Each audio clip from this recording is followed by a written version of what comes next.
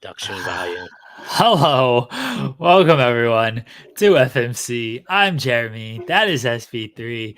Shout out to Rob Wilkins. Yeah, we have production values on this show now. It's weird. It's still the lawless show that on on this Absolutely. The channel. most lawless show on Yeah. wrestling YouTube. I don't know. I feel like some other shows are pretty lawless on wrestling YouTube. I don't watch them, but I mean, they usually feature Jim Cornette, but yeah. yeah. How you doing, buddy? How you doing? It's been a long time. I know. We haven't seen each other in so long. We never do shows together, Jeremy, even though I put you in my top two hosts that I've ever done a show with. So, you know, or top two that I'm doing shows with. Yes, top two currently. Yeah, top two I'll take currently. it. I'll still Top take two it. currently. Top two currently. You're Joel Embiid. But yes, my headline here, as you see, I said there would be a sermon this week, but Oh, the church is closed. There's flooding going on. SP3. We are closed until we are above 500. The Oh church is boy. closed.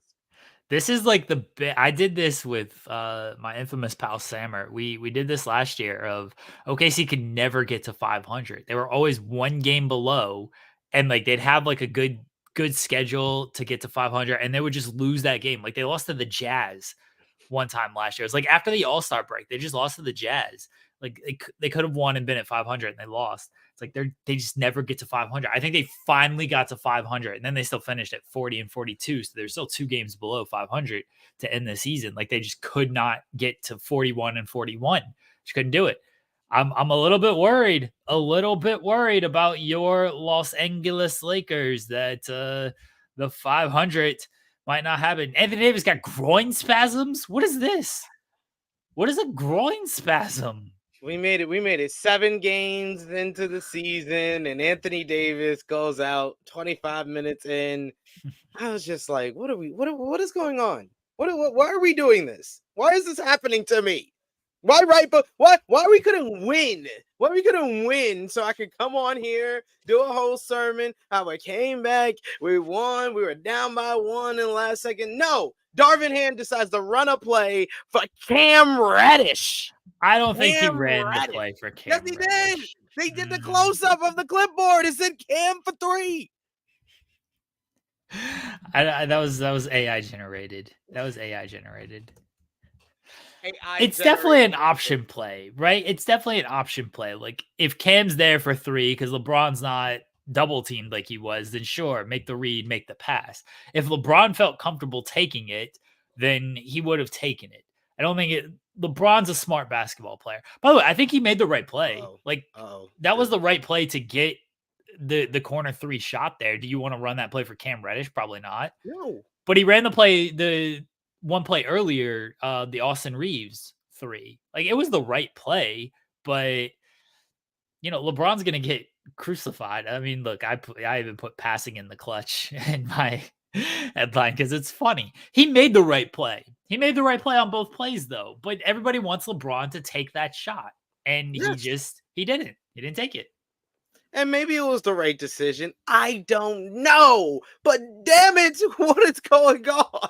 Why can't we just be above 500? Why can't we get a string of wins? This win and the Kings win are like heartbreakers because Kings win came in overtime. This one is a 1-point loss when we pretty much we had the big comeback in the fourth quarter and couldn't complete it. But it's been a tough first 2 weeks for my Los Angeles Lakers. But I believe, and I will say it here right now on November, what is the date? 7th. November 7th, 2023, that by November 14th, 2023, we will be at 500 or better. So by next week, they'll be at 500 or better? Yes.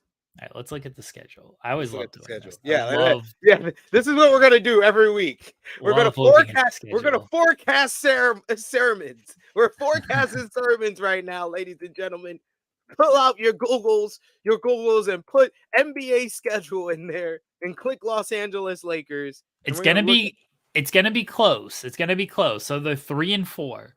They got Yep. at Houston. Houston's playing pretty well. That could be tricky, Yeah. but Dylan Brooks is either gonna have he's playing well, mind you. He's either gonna have another big game or he's gonna get cooked. So at Houston, at Phoenix, I don't know. The in season tournament, yeah, at Phoenix. I don't know who's healthy on that team. I have no idea. They beat Phoenix earlier this season when Phoenix was missing everybody but Durant. I assume they'll be missing everybody but Durant again. And then Portland and Memphis at home. Those are 2 wins. Those are 2 wins right there. So So there we go. 2 Well, and we're Memphis. Memphis is gonna be after next oh, week. Memphis is gonna oh, okay. Yeah. All right. So you gotta win one of the Houston and Phoenix game. Portland's a win. You lose to Yes. Portland, you gotta Yeah. figure something We have to else. we have to win two of the next three. We have to go two Yeah. and one. We have to go at least 2-1. It's possible. Hopefully 3-0. So I can be here and talk about a 6-4 sermon. But I think at best we're looking at 6-5. It's fine. 2 and 1. Like Houston's hit and miss. Phoenix is going to depend on health, and then Portland should be a win. Yeah. So the Portland, I will say this about Portland. It should be a win. I suspect they will win. It's a tricky game because of all of the travel. They've been in Orlando since Saturday, go to Miami, go to Houston, go to Phoenix, and then they're finally back home. Like you're basically going across the entire country in a week playing basketball games. And people don't look at that stuff enough. It still should And be a I win. think that's the reason why Anthony Davis was probably got hurt in this game. He'll look for any reason. I mean, Um fair. Fair. I don't know. I don't know. SP3. It's gonna be close. It's gonna be I am close. confident. 500 or better. I'm going to go with or better. I'm going to go or better over 500 by Okay. November 14th, 2023 edition of FMC. My question for you, Jeremy, is who do you think is going to win this in-season tournament? It's I very don't prestigious and care. important. It's I very don't important. care. I don't There's care. commercials for it, Jeremy. I know. There's they're using the like a big time song. I got kind of hyped when the song played, and I know I completely forget what it is, but I don't care. I'll mention my friend Sammer. We talked yesterday, and he's like, "What is this in season tournament? Like, what's the point of it?"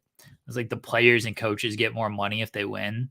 He's like, "Oh, okay, that's it." I was like, "Yeah, like that's it." I don't like.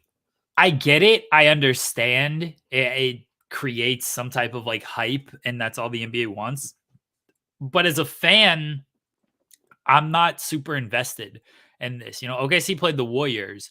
Like I wasn't invested in that game because it was an in season tournament game. I was invested because it's a big game against a good team, and I wanted to see how my team did. And it was a close game. It was a close competitive game.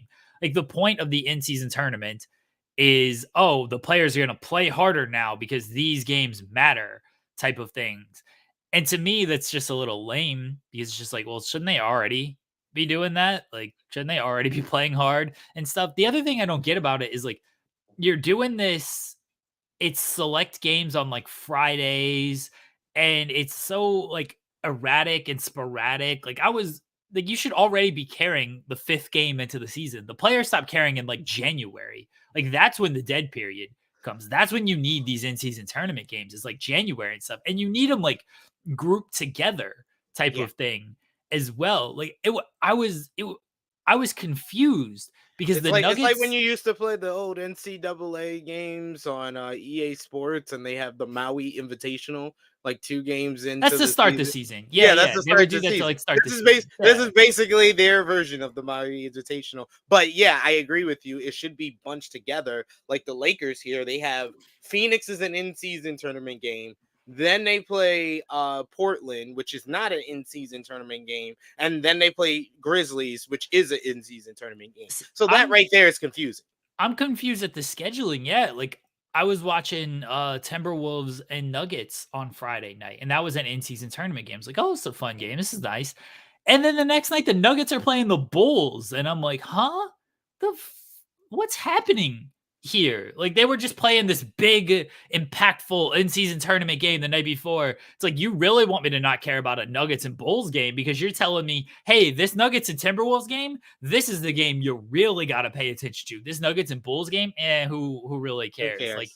Like one night later, it's like, yeah, this game doesn't matter at all. And it's like they get money and the players get money. Like that's cool, but like as from a fan perspective, I don't care if these millionaires get more money. Like that, Exactly. Like it's it's nice for like the 12th men and the coaching staff and stuff to get more, but like doesn't affect me and my enjoyment of the game. It has no bearing. I'm not gonna go out and buy like a 2023 in-season tournament champion shirts. I assume they're gonna make these things, by the they way. should. Oh, They they should. should. Like If I'm the not Lakers win, you please believe I will be on this show rocking my in-season tournament 2023 champion shirt and hat.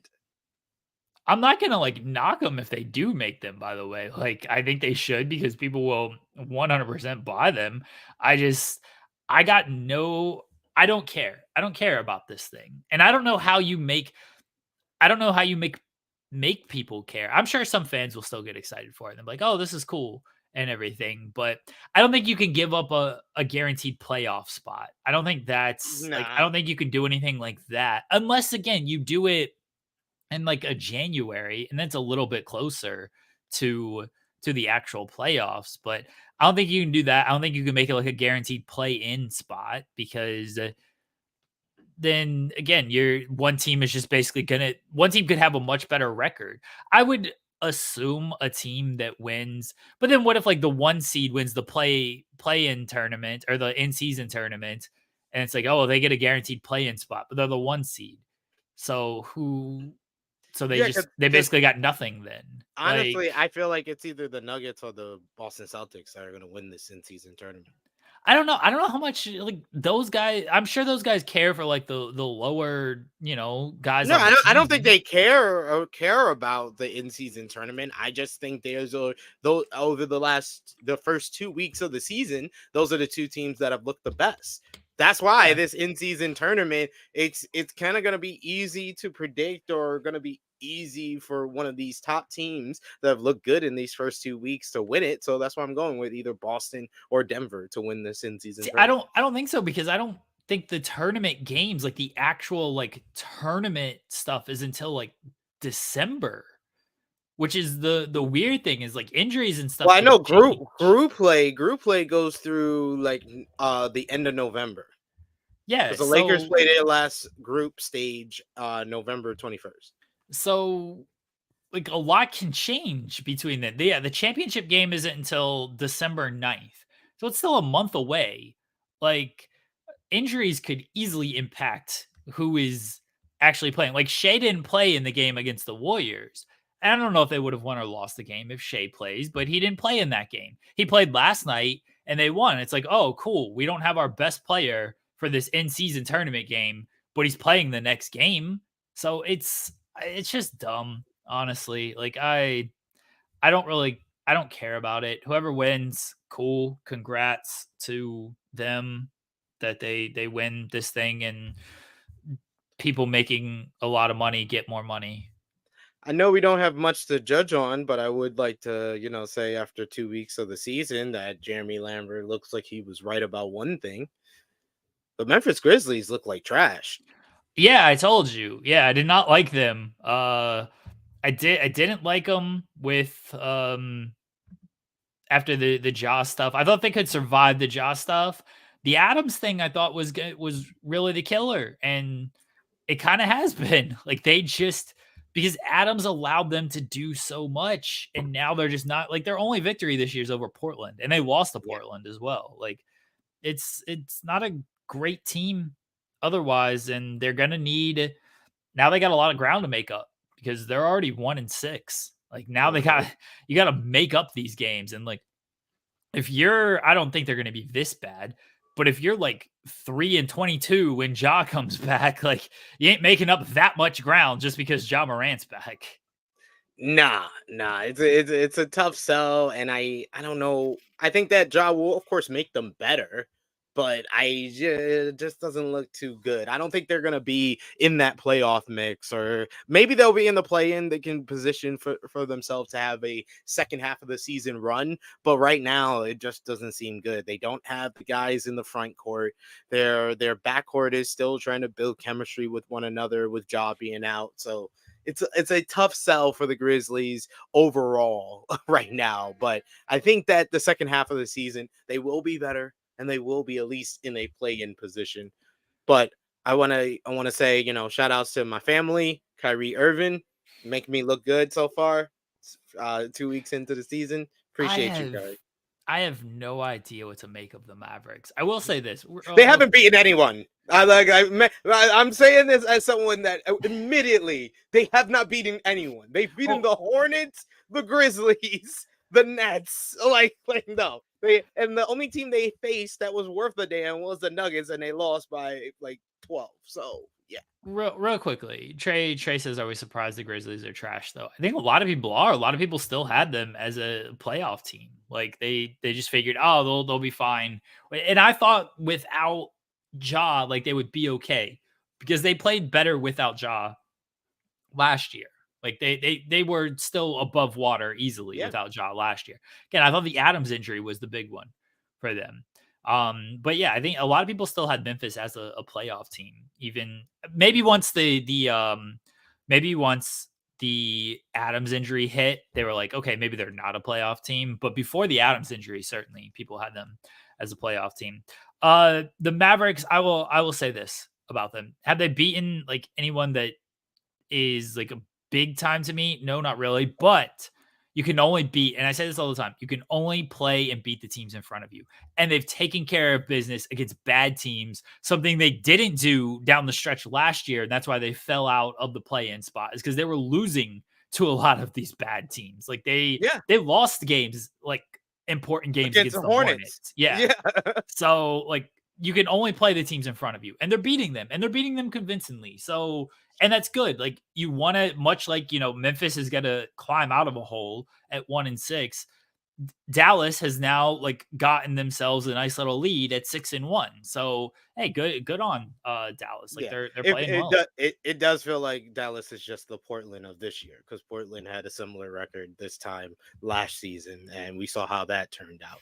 But we'll see how it turns out for Dallas. Dallas is I better just, than oh, Portland. of course, because they have my family. Kyrie Irving, shouts out to him, averaging 20 points per game, 8 assists, looking good, playing well with Luca so far this season. I want to see how they do this upcoming week when they play a little bit more of like the bigger teams. But I see Andrew Zeri in the chat shouting out the New York Knicks, who picked up a victory last night against James Harden, who looked good. It looked good in places. I had my friend who was at the game like sending me highlights like, "Oh, the boy is working," and I was like, "Oh, y'all lost though."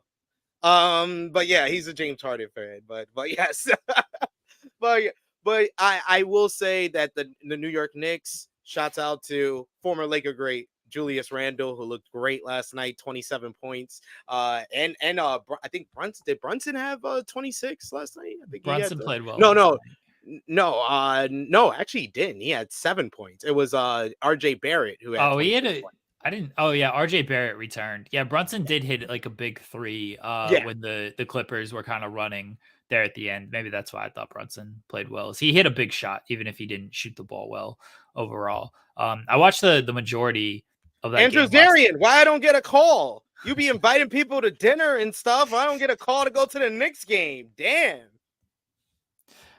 I watched the majority of that game last night because I wanted to see how the Clippers looked. And Tyronn Lue talked about like, oh, I'm excited to see the process and everything. And of course, people are like, ha ha, Tyronn Lue, your team sucks. I think that I understand what Tyronn Lue is saying, because I don't think and this is going to sound weird to say, I don't think the Clippers played that bad last night. I know it sounds weird after a double digit loss. Paul George missed a lot of shots that he probably is going to make. Kawhi Leonard missed a lot of shots that he is probably going to make. I thought the shot, you probably want Paul George shooting more than Russell Westbrook, but Westbrook played well last night. He played really well. It's going to be an adjustment period for all of these guys to figure it out. they got to stay healthy, and that's going to be a huge thing as well, because the more time they have on the court, the better, or obviously the better they will be. You know, that was the thing with the Westbrook, LeBron Davis Lakers. I didn't think that thing was going to work anyway, but they couldn't stay on the court enough to see how it was going to gel and everything, and then everything just started to fall apart. And very much the same thing could happen with the Clippers, honestly. It might not work. There is just a lot of there's a lot of similarities in a lot of these guys' games. They kind of fell apart when it was like Harden and the bench unit last night. Like that's when the Clippers went on their big run. It was just Harden with bench players, and I don't even know why that was a thing in the first place. Like to me, if you have four all-star caliber players, I know they're not all at their all-star level at this point, but if you have these four guys, you should have at least two of them on the court at the same time. Like you just should develop all that chemistry, develop those reps between these guys. So it's gonna the Clippers are 0-3 away from crypto arena. Crypto.com. So yeah, they're not great on the road. We'll see if they can figure it out. I have a little bit of hope with the Clippers. It's still early with Yeah. all of this stuff. Like, the West is bunched as you would expect it to be. All these teams got like 3 wins, and then there's a few teams with 4, and then you got the teams that are really standing out, like the Nuggets, and so far the Mavericks and the Warriors have played well too. Yeah. My Warriors, I told you, you're Your sleeping. Warriors. I'll give you love for that. And the Timberwolves have looked good so far this early part of the season, even though Timberwolves have, yeah. like they're like the juxtaposition to the Mavericks, because they have beaten teams. They've beaten the Celtics, they've beaten the Nuggets. So I've been impressed with the Timberwolves the early part of the season.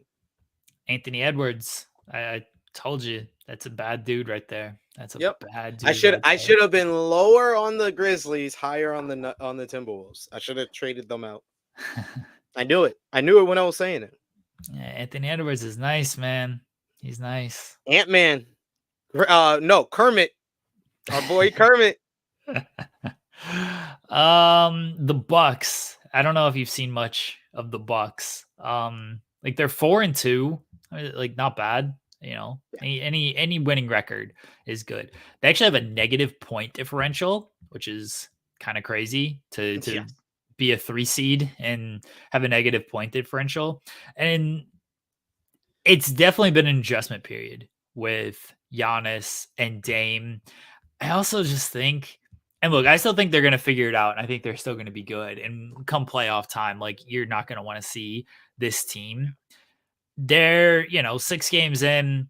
There's legitimate questions about just like their age and really Chris Middleton. Because if Middleton is just like a guy and not like Chris Middleton, it's the team takes a big hit backwards, because I think a lot of people, myself included, expected him to be maybe not like Chris Middleton from the playoff run, but certainly better than he showed last year after coming off the injury and everything. Like if this is just who he is, the guy he was for pretty much all of last season, that's not a great team.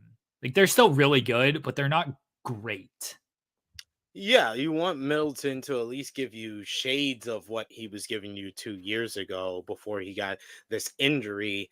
And he seems like he's just getting back into play. He's working off the rust right now. And I don't think there's anything to kind of write home about the first 2 weeks for the Bucks. They've beaten some teams that are good, like the Sixers, like the Heat, but they've lost to teams like the Hawks. They've lost to teams like the Raptors. So you do have to like raise your eyebrows to that a little bit. But I don't think there's anything that I've seen that's making me be like, okay, I'm questioning their age and stuff like that. And even with Middleton, it's just 6 game sample. I can't say anything until we get like maybe a month into the season, and I'd be like, okay, maybe we should look at this more closely, because Chris Middleton may be washed. I don't know if we're at that stage yet, but yeah, we got to pay attention to it.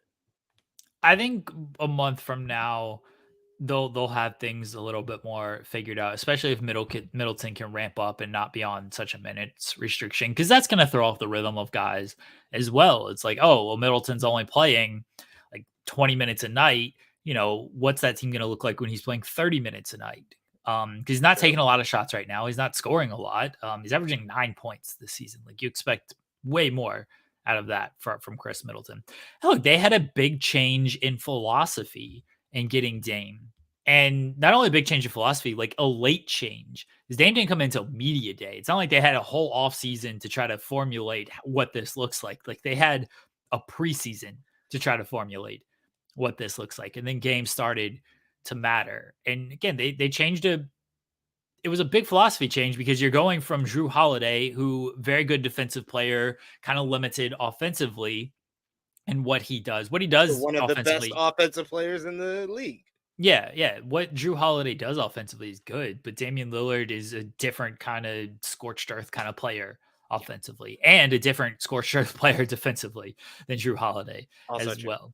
But they are an older team too. Like, Brook Lopez has got a lot of miles on him. Jay Crowder, a lot of miles. Like, these are guys that just they got a lot of miles on them, and especially regular season. I just don't know how much these guys are gonna go out there and give those jumps and just effort It's in the regular season every single night, because that's when it becomes such a grind. And for the older players, like especially in rings culture time, like they got one thing on their mind, and so regular season just ain't quite what it is for them. it just seems to me like once you win a championship, you don't go as hard in the regular season. And you're also right about the whole time frame because of when Dame came in. Really, their preseason was their training camp, and what we're seeing now is their preseason. So we're not going to see the real Bucks, how they gelled and when they finally build chemistry until about a month to 2 months, by like the end of December, by Christmas Day. I think that's when we can really kind of judge the Bucks for who they are once they get their feet under them, and if it's going to work or not, and if they're a great team, a very good team, or a team that's going to go below expectations, which a lot of people expect them at least to get to the conference finals. So I think that, like I said, I don't think I've seen much from the first 6 games that tells me anything about them. I think that we've seen more from like the Celtics, I would say, in these first 6 games that tell us that yeah, they might be better than they were the last 2 seasons. This season, adding guys like True Holiday and Porzingis. I mean, I thought that I picked the Celtics to win the title, so clearly I'm very high on the Celtics. Trey mentions the Bucks got a new head coach. Yeah, that's going to be, and not only a new head coach, but a new star player that didn't have a whole lot of time to figure things out with the new head coach, new scheme, new system, everything like that. And then Terry Stotts just left the team like 2 weeks into the preseason as well. So that changed things up. The Celtics, like, they got new pieces in there, but the new pieces they got in there were essentially just Perfect souped up fit. versions. They were souped up versions of the old pieces they had in there. Kristaps Porzingis is a better player than Al Horford, but they do similar things in the sense of they're going to stretch the floor, they're going to be a I safety would valve. I would say that Porzingis is a souped up Grant Williams. I mean, sure, Because they sure. got Al Horford. Al Horford's still there. Like Yeah, they but he's didn't still lose him. better than Al Horford. That's what I'm Yeah, saying. yeah, he's better, but I think his game is more because Al Horford, you depend more on him like as a defender, and I don't think you do that with Porzingis. Offensively, they do similar things as far as stretching the floor, being a safety valve, making the right plays and stuff. Grant Williams was just kind of a floor stretcher like that. You weren't like isoing with him. You shouldn't be isoing with Al Horford, but you can run like high elbow stuff with Al Horford. He's still a very good passer. Al Horford bounce passes. And then Drew Holiday is a souped up version of Marcus Smart. The depth in Boston is still going to be an issue. Like, they didn't have Derek White last night, I don't think, and that's a big And reason that's why they why they lost lost. Yeah. last night. Like, they got like 6 guys, and once you get into the playoffs, like, hey, 6 guys is kind of all you need. Like, that's fine, but that's not They need like six, a free agency pickup or maybe a trade of like trading maybe some of their and second I'm sure they rounders. will. I'm Yeah, I sure think they they're gonna. I will. think they're gonna fill out the roster and they'll get some pieces by trade deadline. They're gonna have the pieces coming off the bench that they need, and that's why I have the Celtics going to the NBA Finals. One half of my NBA Finals pick looks great. Lakers. What the hell happened? Cancel winning time? Y'all don't know it's winning time. It's time to win. Is it because I didn't watch the Lakers game last night that they lost? Probably so, because you No, want I to did. put I actually money did on it. watch the end of the Lakers game. Maybe that's why they lost. I don't know. Yeah, that is. What's the I agree. gimmick here? Why did they I agree. lose? I agree. Because I watched. I agree. Okay. Whichever one it was. You didn't watch? Yeah, that's your fault. You did watch? Yeah, it's your fault. I agree. Well, yes, in-season tournament we talked about James Harden's debut in Madison Square Garden, the fact that Andrew Zarian don't invite me to be in the Madison Square Garden suites to see the game live. Damn you, Andrew Zarian. But yes, I think that we touched on all the notes as far as the NBA, so we can get We're into not going to talk about. I can talk about. I mean, Wemby, Chet, OKC. Why? You talked about OKC. I didn't talk about. I didn't mention OKC at all. Yeah, you did. You said Shea was out. Yeah, Shea was out against the Warriors. That's it. Like that's. I can't talk more about them. I can't talk about that egregious fucking goaltending call that apparently the rules are different for Draymond Green. Can we not talk about how the rules are completely different for this man? This man throws a bitch. You want to get started on rules being different? Did you see Yeah. LeBron James getting beat the hell up? LeBron James, one of the greatest players of all time. He can't get a foul call. These referees are out of control. I agree. I agree with you. LeBron probably should get a lot more foul calls than he actually gets. That's been the case his entire career. Like he No, should. it's been more evident since he became a Los Angeles Laker. It Mm. goes back. This is a whole vendetta the NBA has had against the Los Angeles Lakers since the 2002 NBA Western Conference Finals, when the referees was getting paid for Shaq and Kobe to win championships, and they basically screwed over the Sacramento Kings. Ever since then, the NBA has had a personal vendetta against the Los Angeles Lakers. It's the reason why Chris Paul wasn't traded to us, because David Stern vetoed the damn trade. I had to go to Barack Obama and ask him about that. He was like, I have no control over what's going on in the NBA. This is some nonsense. And then all the foul calls, all the people that they have kept away from us. It's ridiculous. And then they canceled winning time. And they canceled winning time. Everyone, please take note, not the Jazz, of what just happened there. Please take note of it. Everyone, please write it down in your notepads. How I was going to talk about another team and how one person gets away with way more than they should. One person can cry and be animated and throw a fit and apparently change rules in the middle of the game. And how I was going to be very upset about this. And I couldn't get 2 words in before SP3 had to make it about the Lakers. Just please take note of that. It's always about the Lakers. Lakers fans, no matter what, it's got to be about the Lakers. That's it. It's like, oh, I don't like the Knicks. I mean, you don't like the Lakers as well? What does this have to do with the Lakers? I'm sorry, you didn't mention the Lakers. Can we please talk about the Lakers? That's how Lakers fans operate, everybody. And look, he's agreeing with me. Like that's what it is. Like I had something to say about Draymond Green, how he complains that he gets the most texts in the league, but realistically, he should have even more texts because he complains on every single call, even on calls that are correct, even on things that go the Warriors' way. Draymond complains about and doesn't understand and is, jumping up and down like, how can this be? Like, just throwing fits on every single play. And he doesn't get a tech on any of those. He doesn't. And SP3 just makes it about the Lakers. Now, how does this affect LeBron James? You want to talk about people who don't have things go their way. LeBron James doesn't have things go his way. How can this be about the Los Angeles Lakers? Oh, the goaltending rule? Well, back in 1985 when Magic Johnson was about to win the game in the first round of the playoffs. They should have called goaltending on that play, but they didn't, and the I Lakers agree. ended up losing that Yep. game. It's Yep. always about the Lakers. That's it. I agree. That's what it's always about. I agree. How can they change the goaltending rule? I've never seen this in my life. Never. I didn't understand it. Look, the shot was going in. I agree with the rule that or the The what's the premise. word?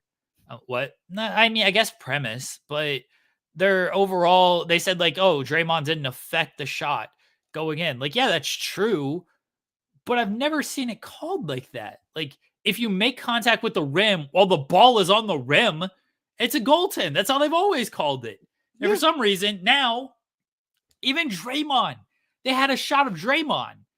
He's like, my bad. He was apologizing to Steph Curry for fucking up his game winner. He went over to Steph. He said, my bad. That's on me. I screwed up. And then I'm sure after he won, he still went over to the refs and complained and was probably just like, why'd you even review it? Of course that should have counted. Like, I know the rules. Like, I didn't get it. I did not understand it at all. It didn't come down. I'm not the person who is like, oh, the refs screwed us. This rule, that rule. OKC should have found a different way to win that game. Lou Dort should have figured out a way to clamp up Steph Curry, which was probably never going to happen. Maybe don't let Draymond hit 2 threes in the game.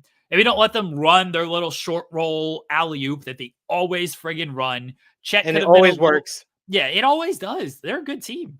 Chet could have been a little bit quicker in the rotation to try to affect Steph Curry's shot. Lou Dort could have made 2 free throws instead of 1 free throw, and then that changes the whole psychology of the game because then the Warriors are down 1 instead of a tie game. So who knows what maybe they don't run the same play.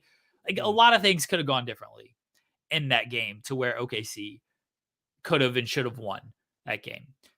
Came down to the goaltend. They called it how they called it. I've just never seen it called like that. It was baffling to me that they called it like that. If you want to argue, and I actually don't think this is a bad argument, Giddey gets his arm underneath the basket and he grabs onto the net. That's probably that's basket interference. Like if you want to call that, and then Draymond, it's roughly the same time, but it does look like Giddey grabbed it first. If you want to call that, and then Draymond touches it, you're going to say, oh, it's basket interference. But the rule is if it's 2 fouls there, you jump ball at half court. That's the True. rule. I've never seen that. It was so weird. I learned new rules whenever OKC plays. The game last night against the Hawks, Cason Wallace hit a 3. And then like 4 minutes later, when play stopped, they took it away and they're like, oh, he's out of bounds. They just took the 3 away 4 minutes later. I was like, that trips me up when they do it so far after, like when they change a 2 to a 3. That trips me up too, because it's like goddamn, like y'all should check this like right after. Check it immediately. Yeah. Check it because I remember it seems like, your team always gets screwed in these situations, right? That's how it always goes. Your team never benefits from this. But I remember when Giannis stepped out of bounds. This is a while ago. He stepped out of bounds in the final 2 minutes, and they did it, and then he scored what turned out to be the game-winning basket. This was a game-winning basket. This wasn't, middle of the second quarter with 6 minutes to go. That's about when Cason Wallace's 3 went down. This is a game-winning basket here. He stepped out of bounds. And they reviewed it, and they're like, "Oh, we can't do anything about that." Like, huh? They're like, "No, it happened. We missed it in real time, so we can't do anything about it." But for some reason nowadays, you can change a 3 in the 6 minute in the second quarter, but you couldn't change a game-winning basket in the final 2 minutes when you reviewed it. What are we doing? It's like we can't make those decisions too late. We can do it really early. We can do it. We can do it now. Yeah, you gotta just how about you get this North Face jacket in the summer? That's basically what the NBA is saying. You gotta call this stuff immediately. That's what they do in hockey. Like hockey, sometimes they don't always notice when the puck goes in because sometimes it'll like hit the back of the net and come right back out, and they're like, "Oh, did that go in or not?" Like play will continue. The replay is immediately on it. They sound the horn. It's like, hey, come over and replay this before they keep playing another 5 minutes of hockey. And then they replay it. It's like, oh, that was a good goal. Let's reset. Here's the time. Yeah. Just reset it immediately because now like the mentality changes. It changes how you play when Yeah, you know like when the score OKC is thinks they changed. have a 3 here. They're playing for 4 minutes, and all of a sudden this 3 just goes away. It's like, oh, well, this Did changes we a lose? lot. How did we lose points in Yeah. basketball? I didn't know that was possible. Playing a Basically, horse. the end the end of all this is that the Lakers were always screwed, and that none of this actually matters unless it affects the Lakers. I If you agree. took if you took nothing away from any of that, if it didn't affect the Lakers, it doesn't actually matter. It doesn't actually matter. I agree. This is the honest to God truth we're trying to tell you here. All right. Anything else basketball? Wemby looks good in some of these games, and then he looks like a rookie in other of these games, and that's how it's gonna go. Like I think if you But ask that me, Phoenix meltdown, oh my that god. Phoenix meltdown was hilarious. Oh my god, that Hilarious. was so funny to watch. I put it out on Twitter. I was like, nothing gives me more joy than watching the Phoenix Suns choke. Oh That my was an god. ultimate one too, because they were up like 20 in the third quarter, and then Durant just got straight yanked. Yo, The he ball was was this straight guy. yanked out of his hands. It was like he wasn't paying attention. It was like you were playing 2K and you took advantage of a CPU that wasn't reacting very fast. Like he was like so caught off guard. They were full court press and didn't see the other defender behind him. It was hilarious, honestly. So funny. Yeah. At Wemby, and then Wemby had the monster 38-point game against them. But then like last night he had like under 20. So and some games are good, some games are bad. That's how it is. Not only as a rookie, but a rookie on a team that's obviously not that good. Like Chet, And a rookie that's trying to adapt from one style of play of basketball to another. We're going from France to America here, but sure. I think that transition you're already seeing that's being done very well. But he has a lot of stuff he's trying to adapt to while he's getting used to the NBA style of play, and I think he's done pretty well for himself so far. The highlights definitely stand out. Like he's just blocking anything and everything. The one play where OG's under the rim and he tries to go up and he just like snatches the ball from him. Like it was disrespectful how he did that. But he's a rookie at the end of the day. I think Chet is, if there's a rookie of the year race 6 games in, I think Chet kind of has an edge right now. Chet's on a much better team. He's on a team where he doesn't have to do as much. What have you not been watching Chet Holmgren play? Chet Holmgren's not a rookie. He's Ben Simmons. Did Ben Simmons not win Rookie of the Year? He did on a Okay. year that he shouldn't have won Rookie of the Year. Okay. So that's what Chet looks like he's gonna do. I don't know if Chet's gonna win. Honestly, I still think Wemby's gonna end up winning. But right now, if you don't want to call Chet rookie, I don't care. I truly don't. I just want Chet to play well. Whether he's a rookie or you want to say he's a second year or he's a sophomore, he's playing well. That's all I give a shit about.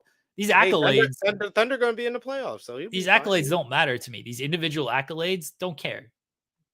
Don't care about these individuals. It's cool. It's nice. I care about wins. That's what the team should care about. Chet looks nice though. And Blake Griffin won. Yeah, Blake Griffin, another one that shouldn't have won Rookie of the Year. Stop getting injured your rookie season. Like, just play your rookie season. Stop doing this. Just play even though you're injured. So just play a game. Play one game, so you can't be a rookie the next season. Sure. That's the rule. Okay. Sorry, I apologize. Do the Lakers have any rookies? Did we cut all of our Max rookies? Christie? What's Max Christie doing? Everyone was super hyped about him. Isn't Max Christie a second-year player? We got Aldano. What is this? Adar, whatever his name is. He sounds like he's getting a lot of minutes. Jeremy, I don't appreciate your sarcasm. Right? Hey, remember when LeBron was going to be under 30 minutes a night and that went out the window like 2 games into the season because they needed to really win games, and now he's playing 35 minutes a night? Hey, 35 is down from the last couple of seasons, so I'll take that. But yeah, we got Jalen Hood Schifino. who got drafted to us. So he's playing on the team, but I don't think he's getting any minutes. LeBron James is playing more minutes than he played last year so far. There we go. He's playing the second most minutes of his entire Lakers career, SP3, so far. The second most. The only time he played more was 21-22. That's the only time he's played more minutes in his Lakers career. So it's not down from last year. In fact, it's the second most of his entire Lakers tenure. But he's supposed to last year he was trying to break the record, so that's why he played so many minutes. So I mean, or didn't. Well, hey, let's call this what this is. They are still a super reliant on LeBron James. Yes. At 39 years old, we are still reliant on LeBron James. Unfortunately, 7 games in, which we are 3-4. So we need to stop being so reliant on LeBron James. And now Anthony Davis. Davis says he's going to play on Wednesday. You know, we'll see if his groin starts spasming again. Got in through injury. Let's go.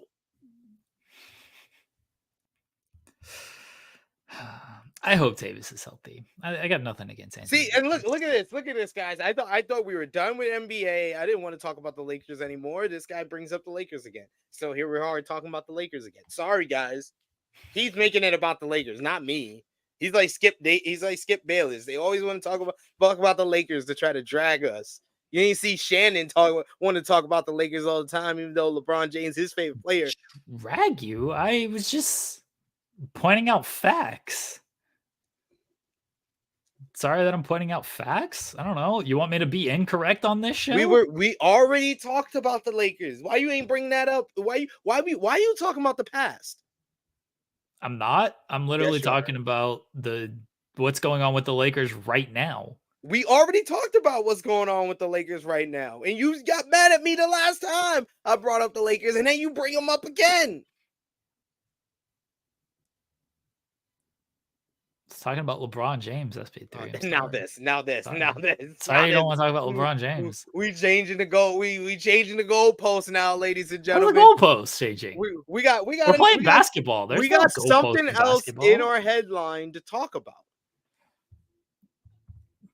South Park. Yes. Do you want to move on to South Park? I'm ready to move on to South Park. Okay. What did you think? So it's a new special on Paramount Plus. Into the Pandaverse. Joining the Pandaverse. Sorry. What did you think of this? I didn't think they would knock it out the park again after the what was it? Was it the COVID special or the post-COVID special where we went into the future and saw the future them? That's like one of the greatest specials they've ever done. But I feel like this one is one of the most honest and just like, wow, like, yeah, that's actually very true. Like from the A plot to the B plot, they were just hitting me over the head with stuff where I was just like, yeah, that is very true. Disney and their pandering and how every Kathleen, you was saying Kathleen Kennedy. Put a woman in it and make it gay. Kathleen, the Cartman version of Kathleen Kennedy had me dying every single time she would say that. He was like, you want to mess with me? You better put a woman in it and make it gay. Oh my God, that was hilarious. But the B plot with no one knows how to do shit just had me rolling the entire time, and how they just kept adding on top of it to make it more ridiculous. You started off with Randy trying to fix a broken door of the oven and teaching his kids how to do it, and you think he's gonna teach his kids or pull out a cell phone and tell them about showing them how to do it on YouTube. But no, he calls the handyman, and then the handyman is basically so rich because no one can do shit, and then that starts basically a whole B plot of Randy trying to search for someone to fix his oven door, and then getting further and further, where then finally our A plot and our B plot meet, and Randy goes into the oven. into the Pandaverse, and then I love them making fun of these different multiverse movies where all it is person in a different outfit. There's Yeah. nothing really that changes about these people when they go through different multiverses. But I love Randy being like, "Oh my god!" It's like, what happened? I'm wearing a Baltimore Ravens shirt. I hate them. It's like, oh my god, the Dolphins, the Chiefs. Oh, it's so funny. I love when South Park hits like something right on the nail that's very relevant, and then they have a whole hour to talk, not just the 25 minutes we're used to. They do it for over an hour. I thought this was right up there with the post-COVID special as their best special they've done on Paramount so far. I liked the bit on Elon and Zuckerberg where the two rich handyman hillbillies were fighting over who was richer and they were going to get into an MMA fight. Um, like I some of the South Park stuff is the later stuff isn't always for me because I don't always love that they just like, hey, what's topical? Let's go after that. I like the stuff that stands out a little bit longer. That's why the early season stuff will always like because it's not just, hey, what's kind of a topical thing? Let's just riff That's why on the that. post-COVID special I feel is the best Mm. special they've done because that one is like it's really about them and about the characters. So that I feel like that has more lasting power. But I felt like this was very I don't know if I like it as much or better than the streaming wars. If I just remembered that one, I really enjoyed the streaming wars as well, and I felt like that's one that has more lasting power because of it's basically about South Park. It's about South Park being split between Max and Paramount, and they made a whole special about it. Like that. That's what's very great about that one. But I felt like this one was a worthy to be in that conversation with them. So it's right from the beginning where you have a diverse black woman as Cartman saying the same Cartman thing. I was like, oh man, they're really going there. They're really going and then just all the dialogue between the characters, especially in the diverse woman universe, was just great. It was just great throughout there, especially when Cartman went there. I mean, it's the joke of it. I don't know why I used quotation marks of it, but like the joke of it is largely actually use diverse people and characters in your movies and television shows. Don't just insert a black person and do Cartman jokes. Like that is the joke of the whole thing because that is so often what we see in movies and television, right? It's just okay, oh, we need like tokenism. Like Yeah. South Park actually It has a I character basically called I basically feel like this is just a whole dissection of like She-Hulk. I felt like She-Hulk was one of the worst abominations that have ever been on television and one of the worst things Disney and Marvel has ever done. Like that was just like, yeah, we're gonna make Hulk, but it's a law show and it's with a woman. yeah. Like that's basically it. That was basically it. They did not have a plot. They literally ended with the plot just completely imploding upon herself and her breaking the fourth wall and talking to freaking Kevin Feige. Like that was one of the worst pieces of cinematic anything I've ever seen.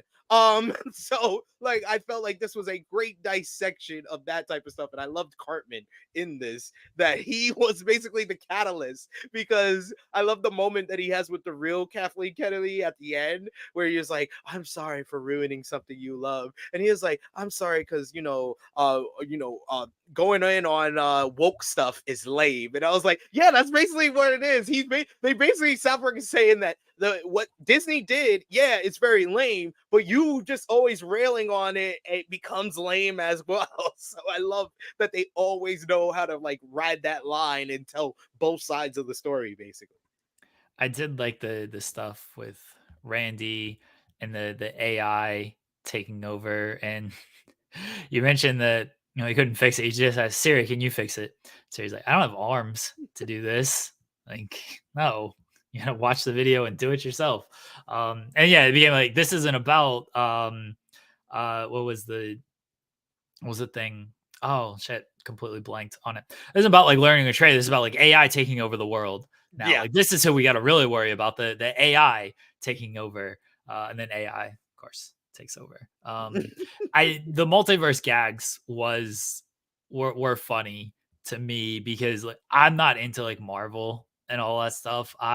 Or DC or whatever. Like I'm just not. It's not for me. It's too much for me. So I did like all the multiverse gags of just like, hey, yeah, let's just go into a different universe. We'll just change everything and, try to keep up with it. Don't keep up with it. Who knows what we're actually trying to do here, but it's great. It's new. It's fresh. It's exciting. Look at all this like fun stuff we're doing. It's like, nah, you're just like the joke is you're just changing shirts and kind of doing the same thing. Like, what And are we doing? I love the black woman Cartman going to PC principal and being like, the kids are just like, it's ridiculous that Cartman is a black woman. Are you trying to say that Cartman can't be a black woman? Like, I loved it. I was like, yes, yes. And then Cartman doing the same, farting in her face and doing the putting it there.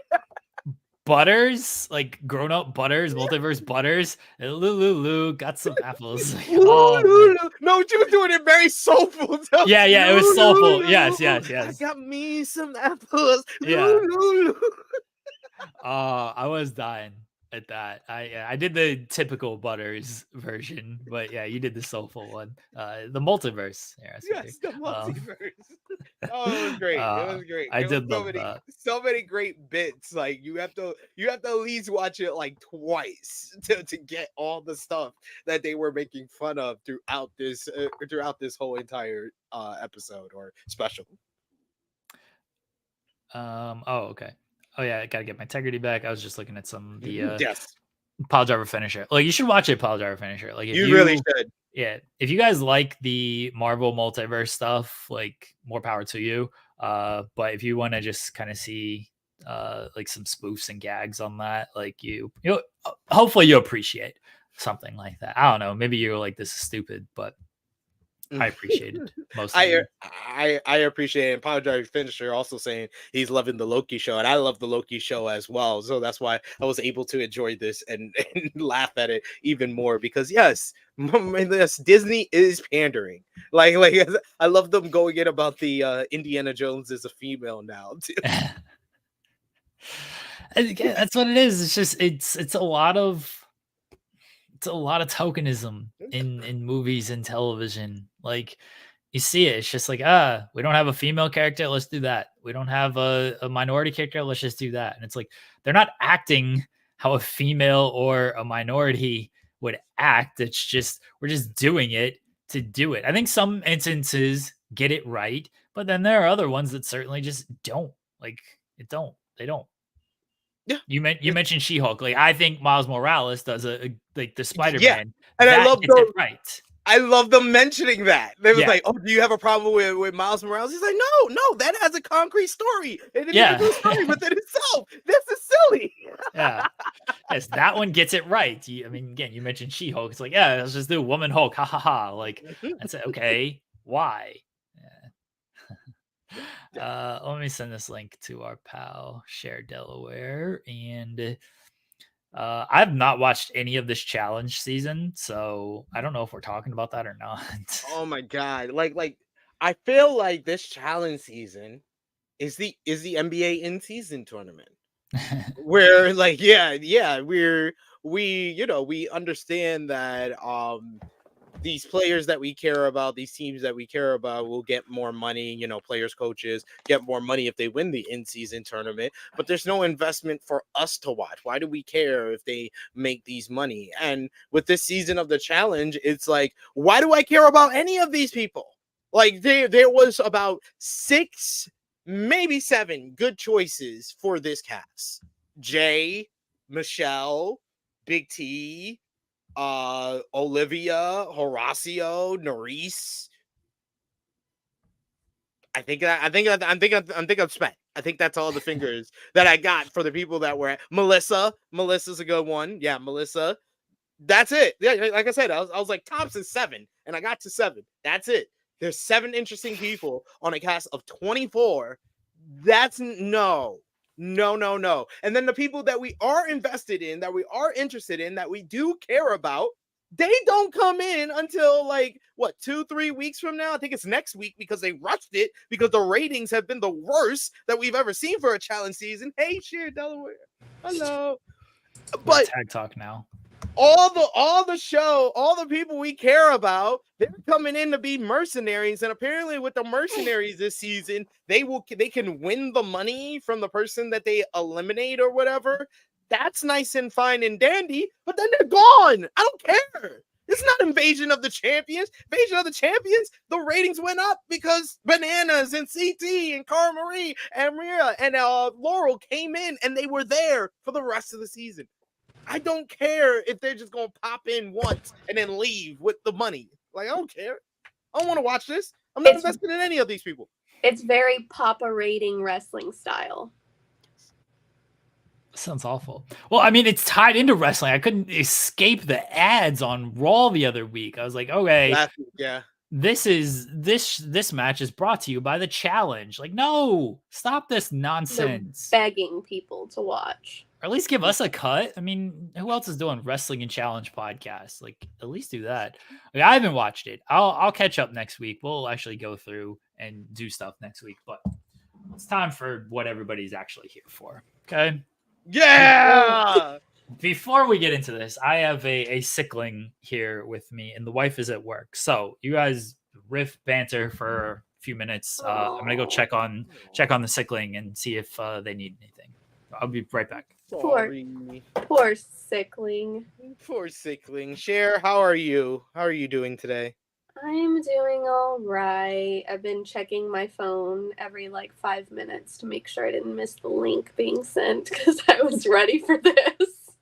She's like, I was born ready for this. No doctor's appointments this week. I am not letting Jeremy screw up my storyline again. She's like, there will be no pod smashing on my watch. No. No. Oh God.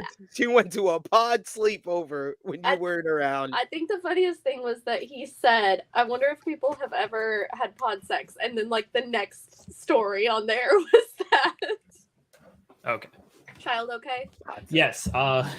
It's so you guys know, I won't use shoot names. It's the little one. And it feels like it's always the little one. yeah. They've just lost their 3 front teeth. Oh, no. So, and they've got no voice. So what a distraught time. But you know how adorable the little one is. So it's the cutest thing ever. So last night, I was standing behind the wife and peeking into the room, and one of the other ones, I was just like, hi. And then they, or whatever. And I was clearly been able to be seen. And I was like, oh, how did you see me? And then the other one was like, well, you're very visible. And then the little one just goes, but you can't see me, with no voice, with the teeth missing. It was so good. What an angel. So they're watching. Right. They're out there watching Frozen right now. They're nice. Yes. Great viewing.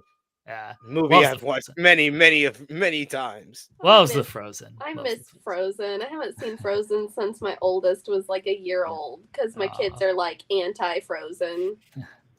They won't watch anything. They won't watch anything with me because at daycare, after 3 o'clock, they just watch a movie every day.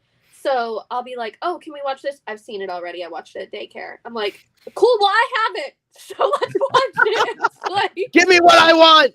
So if anybody ever comes into my house and I'm just sitting watching Coco by myself, that's why, because my kids refuse to watch anything with me. Little bullies. Such a sad story. I know. I'm like, what about Moana? No. What about Coco? No.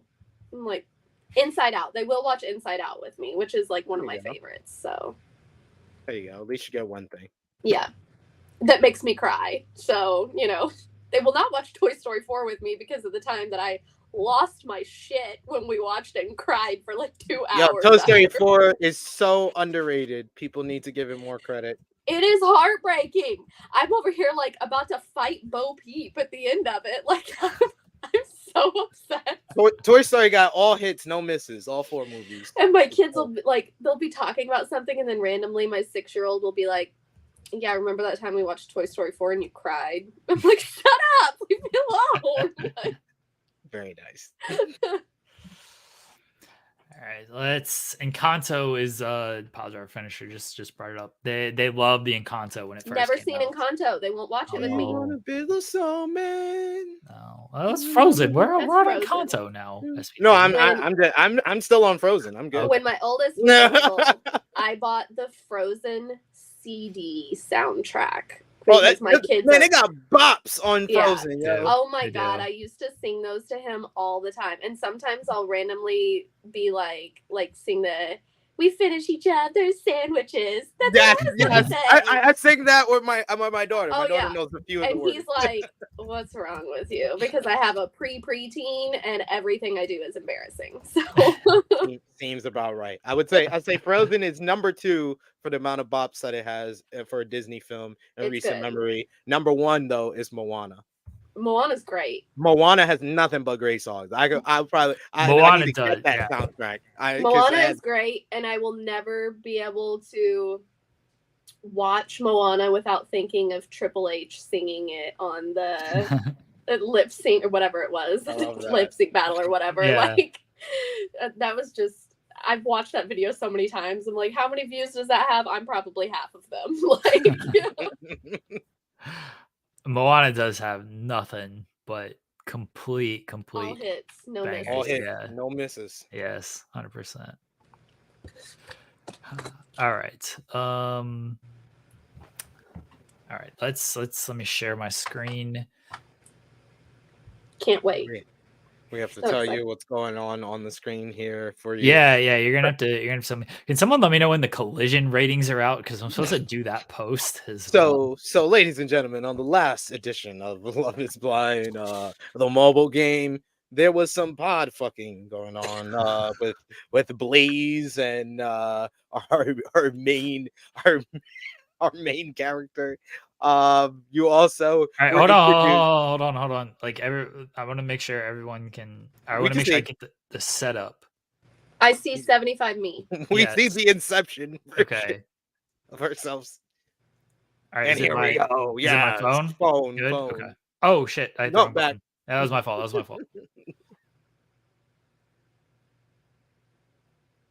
Okay. There we Phone. go. Good. Okay.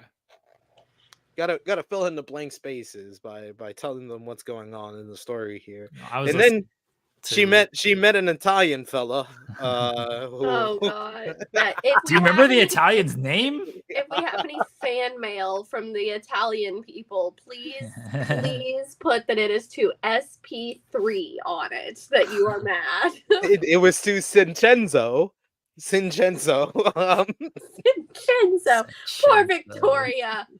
Oh my All right, god. here we go. Here we go.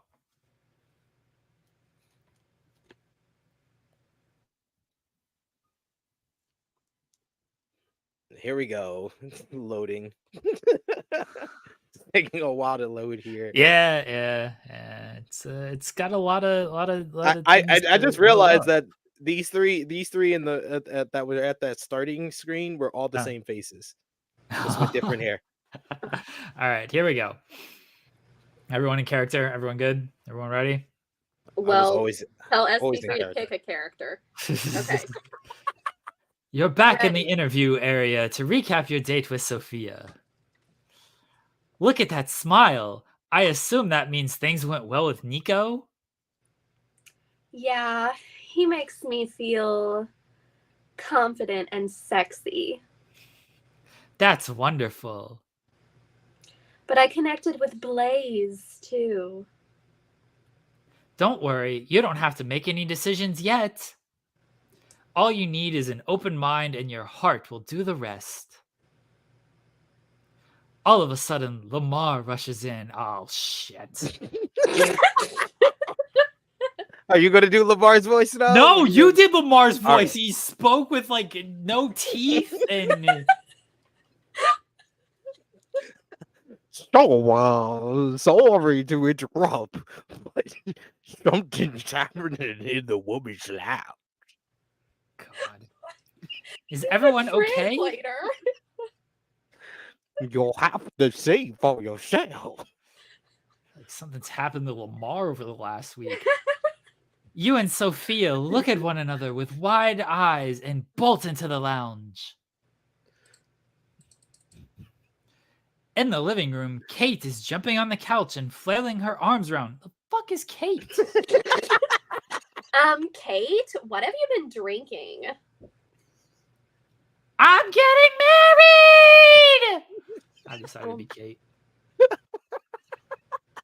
The wedding ring Lamar mentioned was for me! Several of the girls rush over to Kate and hug her. It hurts. Scarlett comes in and whispers to you. Who do you think proposed? I don't know, but I hope she isn't engaged to Nico. Who's the lucky guy, Kate? Gee, can you believe it? He actually proposed to me! Ad-libbed. I live there. I think you're Tashi, SP3.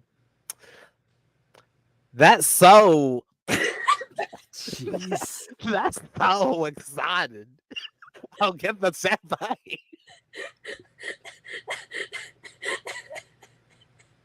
Am I Amani too? Oh, yeah. Yeah, you're Amani. I think I'm the only, like, the bitch lady, Victoria. Or no, we're Victoria. I'll help. I forgot who the bitch lady was. You're this girl. Oh, okay. Yeah. The Oh, I don't know if I have a bitch voice No, for this isn't the bitch girl, but you are this No, girl. this isn't. Yeah, this isn't the bitch girl. Okay. All right. Let's get this party started. The first engagement is a lot to celebrate. Eve starts blasting upbeat music, and you all start to let loose. Tashi and Amani are making margaritas, and the rest are gearing up for a game of limbo. Why has this bitch still not told us who she's engaged to? She did. She said G. Yeah, it's G. Yeah, Oh, it's G. okay. Oh, okay. she thought. Cher thought she was saying, "Oh, G." That's what I thought she was saying. I mean, oh, did you guys hear Nate left the show because he missed his mom too much? Who was Nate? Did we meet Nate? Some little bitch boy. This is you. Yeah, isn't he? Nothing can surprise me at this point. What? She grabs Tashi's hand, pulling her back to the group. He would not have stopped obsessing over his mom on our date. I feel like it's changed her voice. Awful. Dang. That sounds like that guy's got a lot of issues. My Brooke? I think I was Brooke as well. Sure. All right. There's too many of them. Yeah, there is. Guess he wasn't ready for marriage. You can say that again. If I have Dude, all these women have like cold issues and shit, like from. They all need freaking sinus surgery. Yeah. They're doing this in 2020. If I have kids to raise someday, I don't want to raise my partner too. Oh my god. Hey man, I want an equal. They share a smile as Autumn narrows her eyes. Her eyes are always narrow. Wait, do you know what this means? Looks like someone's going home alone. No, not everyone gets engaged this show, anyway. half the people go home alone. Yeah. There's an uneven number. Is that a bad thing? This whole thing is an experiment after all. What are you trying to Spoken like someone who knows they're going home alone. Damn, bitch! Damn. Come on, Autumn. Tonight's about Kate and G. The process is working so far. Let's stay positive. Oh, this girl's annoying. Agreed. Oh, that's you. They all have the same face. to K and J. Everyone clinks golden glasses with a big whoop and dances happily to the thumping music. Whoop, there it is. Whoop, there it is. Whoop, there it is. Boom, shaka laka laka. As the party starts to wind down, the women have slowly started getting ready for bed. Scarlett turns to you during a break between songs. My Scarlett? I think it's time for a break from the cameras and a long, much-needed sleep. Agreed. I'm going to put on my pajamas. Yes, I get to pick clothes again. Cher Delware thrives the pajamas. What'd you like? That's the part she loves the most. Top left. What are these? That? Yep, that's what we're going with. This is really my favorite part. You quietly make your way to the bedroom, careful not to wake the girls that are already sleeping. But as you approach your bed, you notice an unfamiliar shape. Oh, shit. Huh? What is that? Is it a man? The shape moves and you freeze when you realize it's a person. No way. Your heart begins to pound as you move closer. Dum, dum, dum, dum, dum, dum. Did one of the guys sneak in to see me? What are we doing here? This What isn't legal. This has never happened. Oh, shit! Do we get to choose? Love ain't blind, apparently. Oh, boy. Oh boy. Oh, the chapter's complete. Next chapter. Next chapter. Oh, are we getting to pick a man? Oh, this is going to get real awkward. Whoa, did you see that? Oh my god, could one of the guys really have snuck in to see me? I hope not. Damn, don't ruin this shit. We could get in serious trouble. You creep closer, squinting through the dark, and suddenly you realize... Wait a minute. Is that Tashi? Why is she in my bed? Tashi giggles, and when you hear kissing noises, you realize she's not alone. Oh, shit. Oh, shit. Tashi snuck someone into my bed? That's against the rules. Let it be Nico. Let it be Nico. I like drama. You tiptoe closer to them and hear more sounds of kissing and giggling. I'm going to confront Tashi. Yeah. Yeah, let's go. She needs to know that this is not okay with me. You get closer and you're about to clear your throat to get their attention. But then the covers shift and reveal not a boy, but a Money!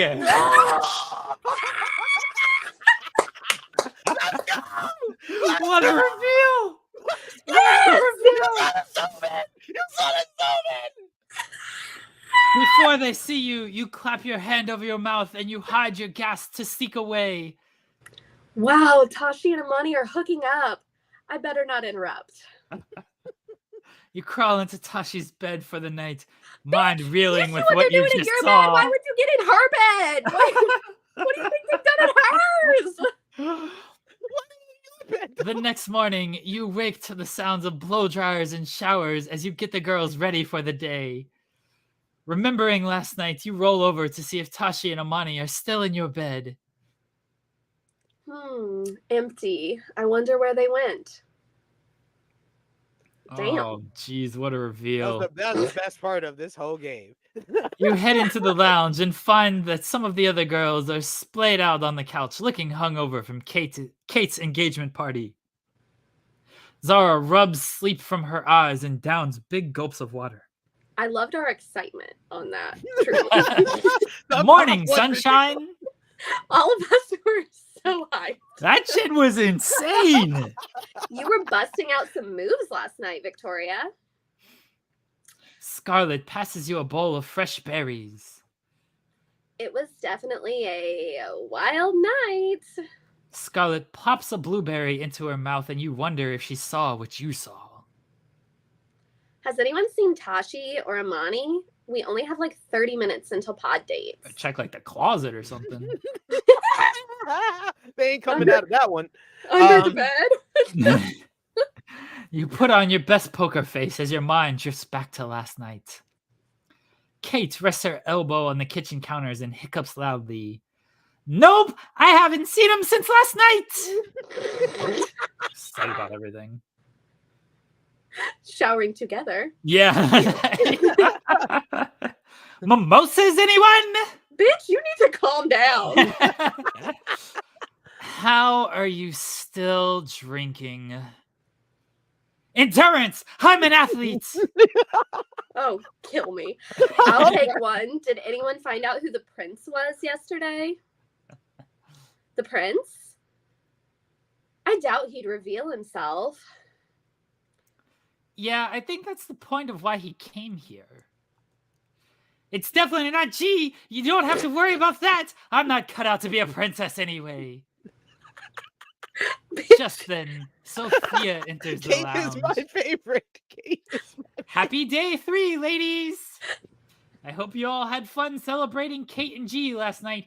Kate, I can't wait for you to meet G today. The girls hoot and holler with encouragement, and Autumn rolls her eyes. I just want to punch Autumn. Yes, bitch. I can't wait to see him, my fiance. I can't wait to grab his butt. I need someone to clip Jeremy saying, I can't wait to grab his butt. You better. Haha, hell yeah. Well, as for the rest of my single ladies, it's time to meet another man. I know some of you might be anxious to further your connections you've already made, but we want to make sure you'll have all your options explored first. Who would you like to meet today, Victoria? Oh, I can't wait. Oh, this is an important decision. important decision. Danny. Danny, basic ass name. Danny Tanner. You got it. Still no sign of Amani and Tashi? We know what they're doing. Nope. Nope. They must be around here somewhere. Well, where else would they be? Wherever they are, I hope they're back soon, and 2 guys are going to be stranded in their pods. Could they have run away together? Oh shit, look at Victoria. Well, we don't want to delay filming or search for love, so ladies, the pods are open. Remember, after this date, you'll have a chance to go on another date with someone you hit it off with. The girls hop up to get ready and head into another day of dates. What should I wear today? Sorry. Cher's favorite part. Yeah. Yeah. Yeah, what are we wearing, Cher Delaware? Keep going. I gotta pick things that don't clash with the hair. Okay, stop. Brown top, white skirt. Nope. The one below that. Oh, below that? Yeah. That is black top with black pants. I know. I was looking at the brown white. I didn't like it. That's why. Okay. Yeah. That's what we're going with. All right. Perfect.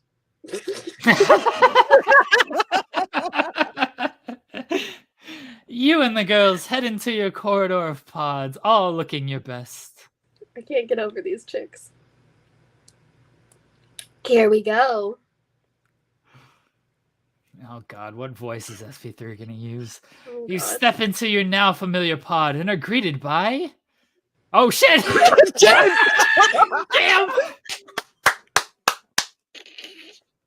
Let's go! That's you, SP3.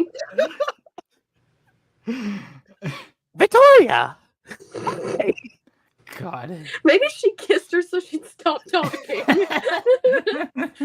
Oh my god, Tashi, you scared me. Are you okay? I think so. I'm feeling so many emotions. Here, let's sit down. This game is insane. Tashi nods with gratitude and the 2 sit on your couch. Okay. Oh, sorry, that's you. So last night, Amani and I had a couple of drinks, and in the dark, I didn't realize I'm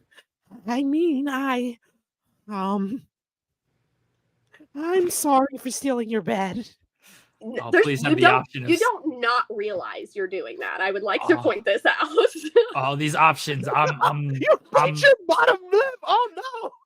You bite your bottom lip. I'm hoping for something for these options here. I didn't mean to spy, but I did see the 2 of you. It's okay. It's not like we were being discreet. Why is she like 12? And thank you for not saying anything. Of course, it wasn't my business to tell. But now, I don't know what to do. We hooked up, and it was great. But I don't know who else saw. And I came here to find a husband, and She trails off, shaking her head as her eyes begin to glisten. I'm so sorry. I'm unloading all of this on you. You've just been so nice and welcoming. I felt like I could I hate trust you. you with this. Oh my god. I would just like to say, if she's trying to find a husband, she can probably just go in every one of these rooms and be like, I hooked up with one of the other chicks last night, and she's going to get proposed to. Okay, just take a deep breath. Do you regret it?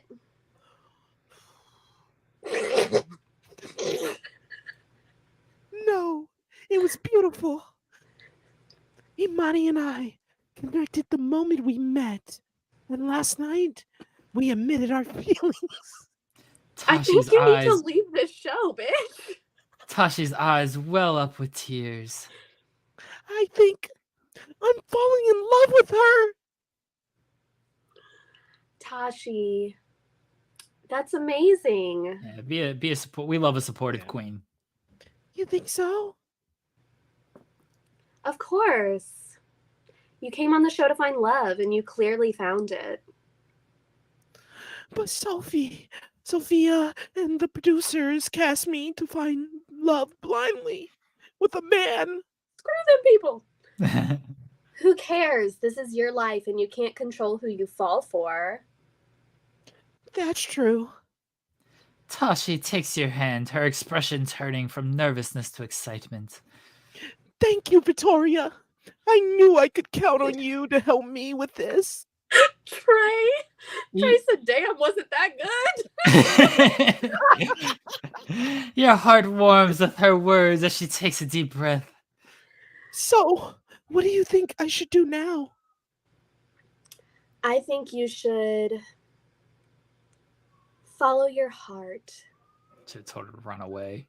If your heart is telling you to go for Imani, you should follow that. You're right.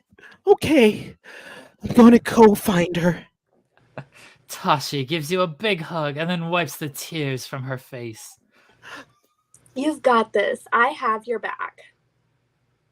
Tashi nods, determined. Thank you so much, Victoria. I couldn't have done this without you. I'll see you after your date. She's probably not. They're probably close. Good luck. Tashi exits the pod with her head held high, and you're alone again. Or so you thought. Oh no. Was Danny being a creep? He was! Yeah! He was!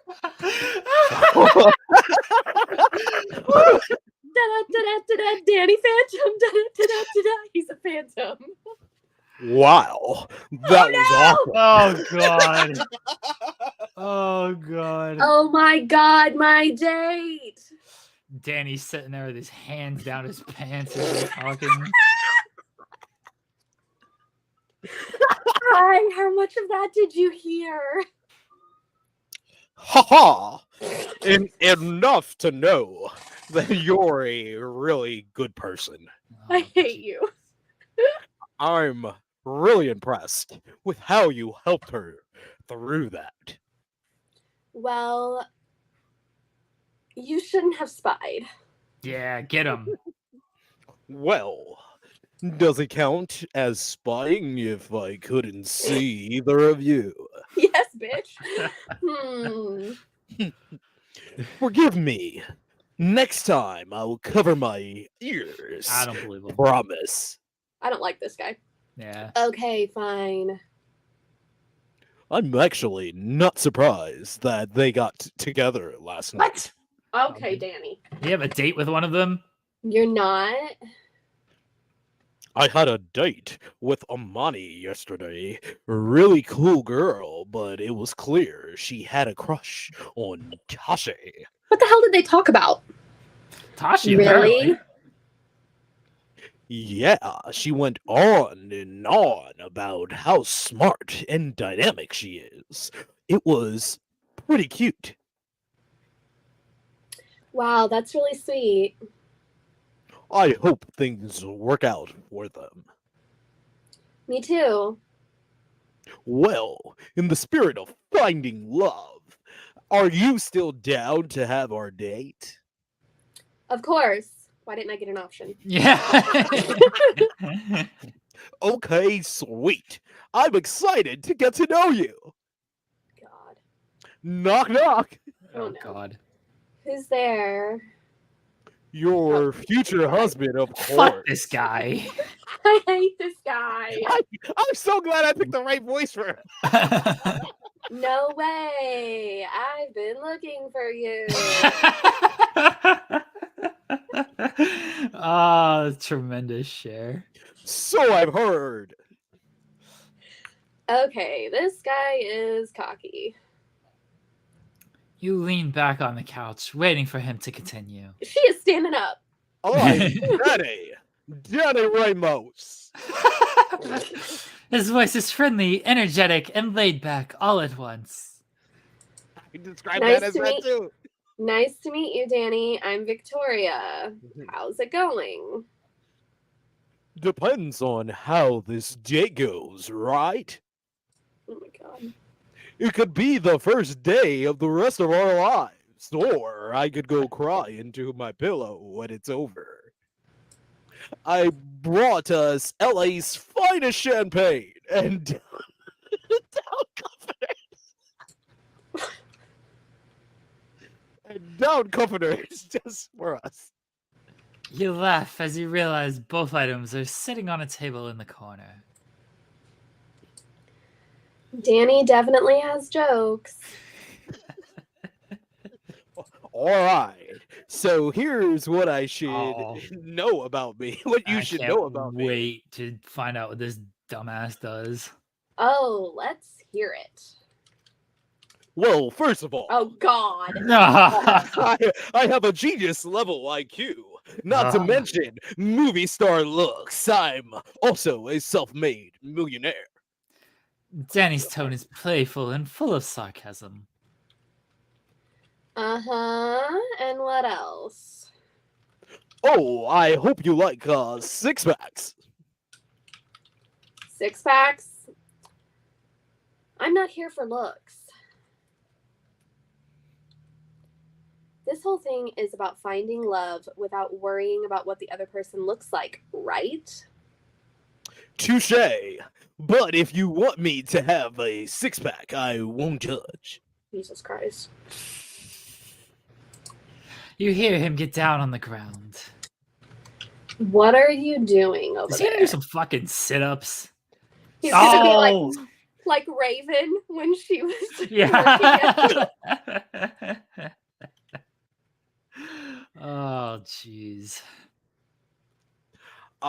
38, 99, 200. All right, that should do it. This guy sucks. This guy is a total goofball. I'm not sure I'm into it. I need to know if he can be serious too. So Danny, you obviously know how to make me laugh. That's Who, me? Don't worry, though. I can be serious, too, when it counts. You hear him moving on the other side of the wall. All right, I'm laying down. Therapy mode activated. Oh, Jesus. Give me a hard-hitting question. Okay. What is your greatest fear? People not thinking I'm out. funny, obviously. I hate this man. You laugh, shaking your head. Have you always been such a jokester? Not exactly. Oh, here comes the sob story. Yes. He's quiet for a moment, and for the first time, his voice is serious when he replies. I actually found that humor saved my life in a way. Oh, God. Oh. I usually don't like to bring this up on the first date, but we're on the fast track to love, right? The chat is throwing tomatoes at Danny. Yep. Buckle up. Well, I was diagnosed with cancer my second Oh year. of fuck! They went college. cancer. I beat it, but my humor is the thing that pulled me through. That's the cure. Along with my friends and family, of course. At some point, I realized that if I could laugh through it, I could laugh through pretty much anything. Well, congrats. Oh my God. I'm so sorry that you had to go through that, Danny, but that is incredible that you beat it. You're dismissing this man and him beating cancer. Word, that's crazy. Thank you. That means a lot. It was tough, but I got through it. And now, look at me! I'm on TV meeting dream girls like you. Collision numbers are in. Okay, thank you. Wow, that is so flattering. Honestly, the only thing really helped me figure it out, what was important to me and how I wanted to spend the rest of my life. Okay, we'll put a pause on this for a second. I apologize. No worries. I'll remove that. All right. Wow, Collision didn't do very well. No, not at all. Not at all. Wait. Anytime it's on the same day as a WWE show, it doesn't matter if the WWE show is at the same time or not. They always get brutalized. Like It's just too much wrestling. yeah, I think that's what it comes down to. Most fans are like, I can only do one wrestling show today. Yeah. All right. This Danny guy sucks. Why are you guys so harsh on him? He's a good guy. He's fucking annoying. He's got a lot going. He's got a lot going for him. He's on TV. No, this Danny guy Meeting dream sucks. girls. He's a genius, a millionaire, and attractive, but he has to go on Love is Blind. He sucks. Because I have this game show host voice. That's right.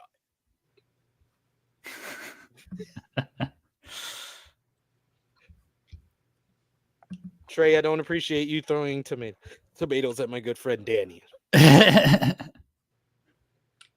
His name is Daniel Ramos Jr. Junior? Yep, Daniel Ramos Jr. Daniel Ramos Jr. The Junior. The Junior. So, don't appreciate all that. He comes from Puerto Rican family, born and raised in Westchester. And in West Philadelphia, born and raised. No, Westchester. In Westchester, Pennsylvania, right? No. Isn't that what it is? Either Westchester, Pennsylvania, Westchester, New York, whatever. Isn't Westchester in Pennsylvania? Or am I just completely wrong? They have a Westchester in New York. I know that. Oh, do they? Yeah. Oh, okay. I did There's not probably a Westchester in every. Probably. There's a Harlem in Chicago. That freaked me out. It's like I'm so confused. Why am I getting off on this stop that says Harlem? It's not Harlem. Did we lose? Damn, I thought we lost you, Cher. I am here. God damn it, Collision. You're getting into our whole Love is Blind mobile game. And we were gonna see what was the verdict for Danny. Was Danny gonna find love? I just want Danny to find love. Is that wrong? Oh, someone from By Me won the gold medal for freestyle wrestling at the Pan Am Games in Chile. WWE's next signee. Yeah. NIL. Men's freestyle. Good for him. He has cauliflower ears. First thing my boys' wrestling coaches, all of them have terrible cauliflower ears. And whenever the kids start like complaining about things, they're always like, "You think that hurts? Do you see my ears? Do you see what happened to my ears?" like they're so unsympathetic. It's hilarious. Lovely. All right, I'm almost done. I apologize. No worries. Take your time, sir. Okay.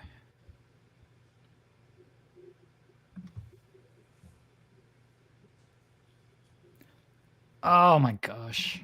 What happened?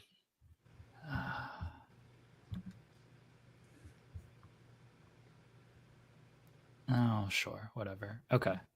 Put the wrong rating or something? No. No. Oh, 50 was at the game yesterday or this was he? weekend? Yeah. This weekend. He was at the game this weekend. Good on him. Okay. All right. Everybody ready? Yep. Okay. Get that back up. Yeehaw. Oh, where's it at? Okay. Danny's gonna find love, y'all. Danny sucks. Not with Victoria. Okay. All right. Autumn is the man, is the woman for him. Honestly, the whole thing really helped me figure out what was important to me and how I wanted to spend the rest of my life. Danny's dive might never Jesus have happened What? if I hadn't gotten sick. Danny's dive? It's my business. I opened a beachfront dive bar and restaurant in Malibu a couple of years ago. Now I he's really gone loved way it. California. Well, just when he says Malibu. Yeah. Wow, that sounds perfect for you. Easy and breezy. Danny laughs. That's me. So what do you do? I'm a business owner. No way. What kind of business do you own? That sounds like G A now. beachfront dive bar in Malibu. I'm the owner of a clothing brand. Wow. That is very impressive.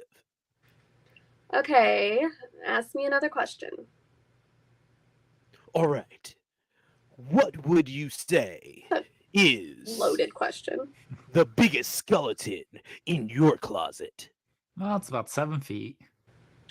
You mean like a secret?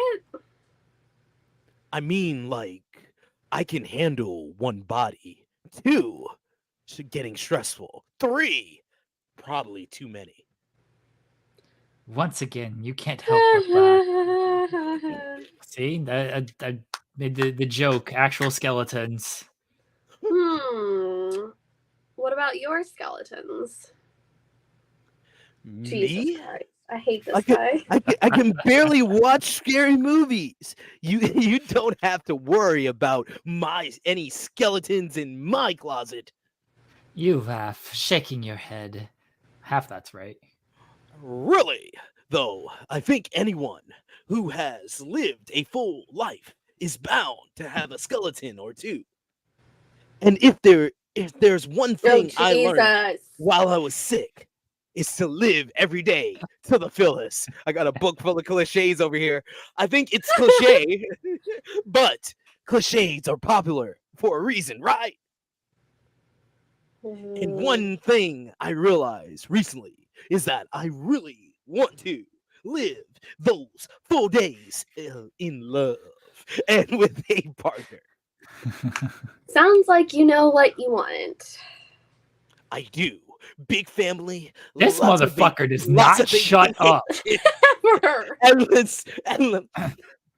endless sunsets, endless laughter, and skinny dips. Oh wow, now I sound like one of those wooden signs people put in their homes. Like you said, cliches are popular for a reason. And you? What do you want? This Another date to end. date. Yeah. I want to find the love of my life, I guess. That's something I would definitely like to be a part of.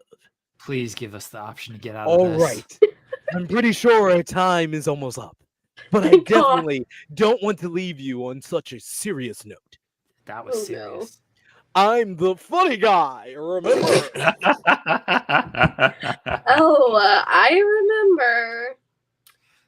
So tell me a joke.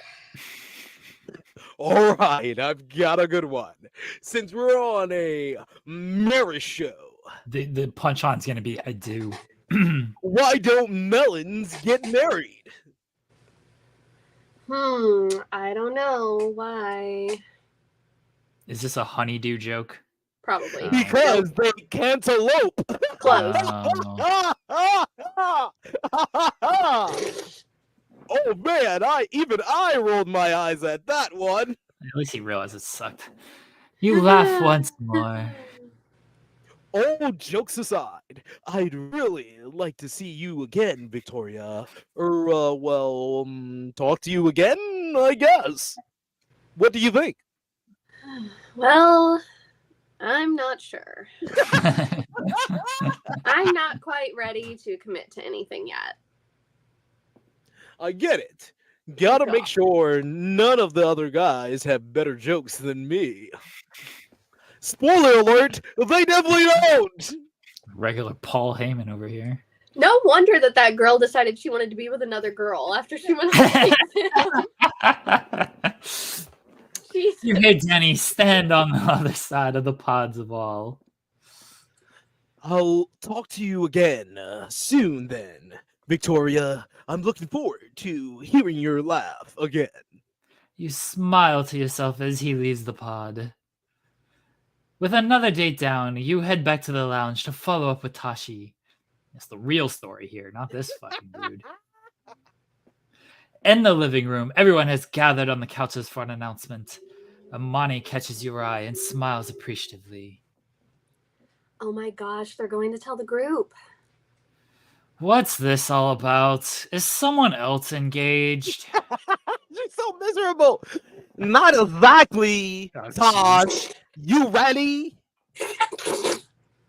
Jesus. Yes. Oh God, you're both of them. Tashi smiles. Let's do this. Tashi smiles and takes Amani's hands in hers. So, Tashi and I have spent most of the time we've been here getting to know one another. When we were in the pods for dates, a bit briefly, we missed each other.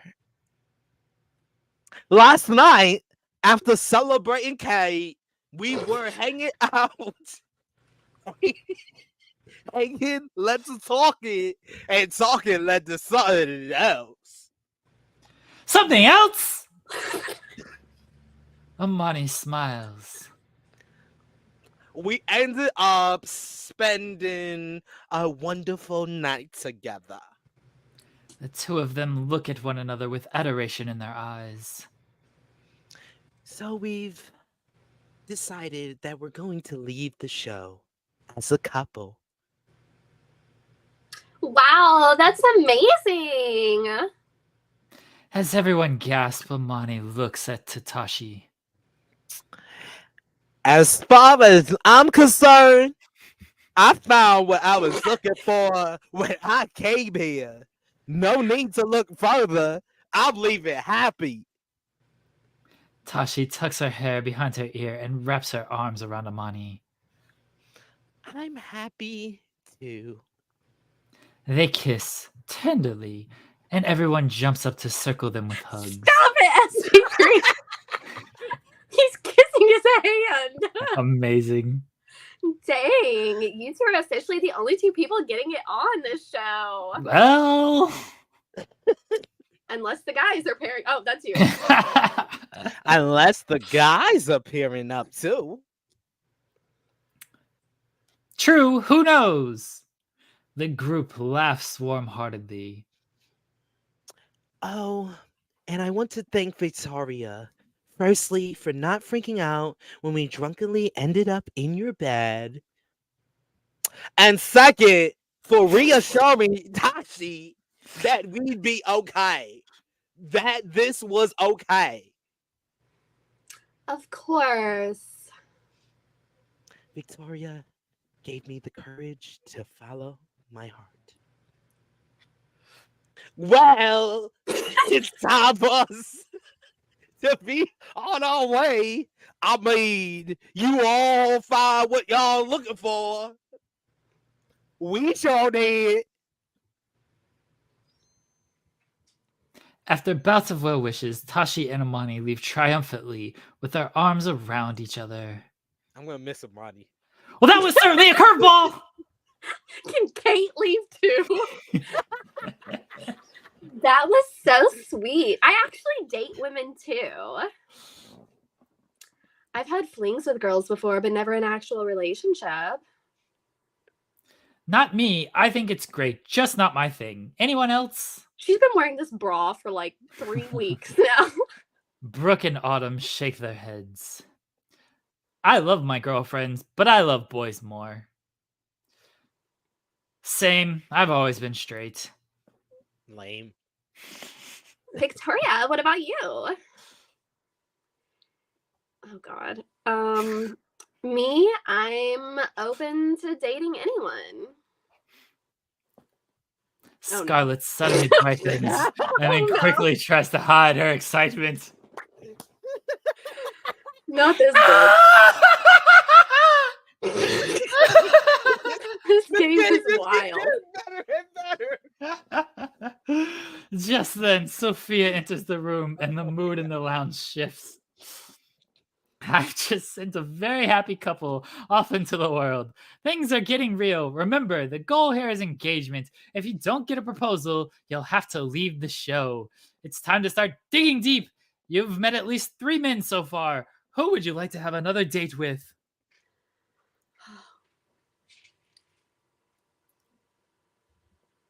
Nico.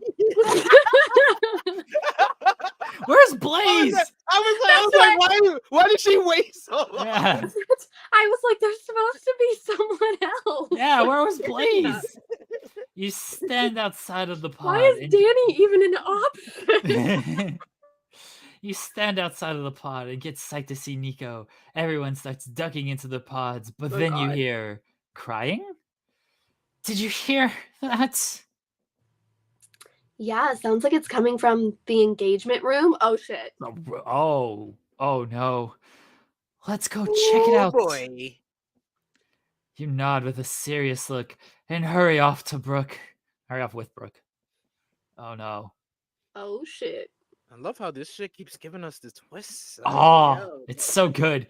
You follow the sounds of the engagement room and find Kate there, alone. No! Crying. How the fuck am I supposed to do this? Oh no! Kate? What happened? Where's G? Oh god. Oh, it was awful. Kate lets out a sob and falls crying onto Brooke's shoulders. When the doors opened, G saw me and he panicked. Probably because you're wearing the same outfit you've been wearing for 3 days. What? Oh my god, Kate, but you're gorgeous. You could have called him a coward. If anything, too gorgeous. Maybe that's what scared him away. But this is real life. This is what girls tell each other. It's just like, but you're the prettiest person in the world. So he's lucky to have gotten a yes from you. I thought so too. I was totally out of his league. I didn't care. I still loved him. When we got closer, his smile dropped. He said this was a mistake, and he ran. Unbelievable. Screw him. He was sure enough that he loved you to propose marriage, but seeing you changed his mind completely? Coward. That's terrible. Something else must be going on. That's not on you, Kate. I thought what we had was real, but it was too good to be true. I'm going home. Don't go. You could still end up with someone else. Yeah, there's plenty of fish in the sea and in the pods. Lead him towards Danny. Exactly. I don't have time to have my heart broken twice. I have to train for the season anyway. Good luck to both of you, and thank you for your kindness. But love isn't blind. Not for me. Not for me anyway. She rips off her mic and throws it on the ground, storming away to the lounge. Kate, wait! But she's already gone. Victoria, Brooke, your dates are waiting in the pods. Is everything okay? Are you blind, Sophia? You didn't see what was happening? Brooke quickly fills Sophia in. Oh no! Lamar was handling the reveal because I was doing an interview. I'll go talk to her. Sophia hurries off with a look. Thanks to both of you. So Lamar fucked it up. Yeah. Well, we better get to it. Brooke nods, a bit wary, and you head back to the pods. I kept saying, oh shit, and now I have the song Swing by Savage in my head, and I'm just over here like, oh shit, shake the ass, not moving. You step into the pod, still shaken by what just happened with Kate. What if I fall in love with one of these men only to be hurt when we actually meet in person? The door on the other side opens and closes, and a warm, familiar voice greets you. You do not remember what voice this is, do you? It's Italian. This is Nico. Victoria! Just doing fucking Mario in a blender voice. He knows what it is. Hey, Nico.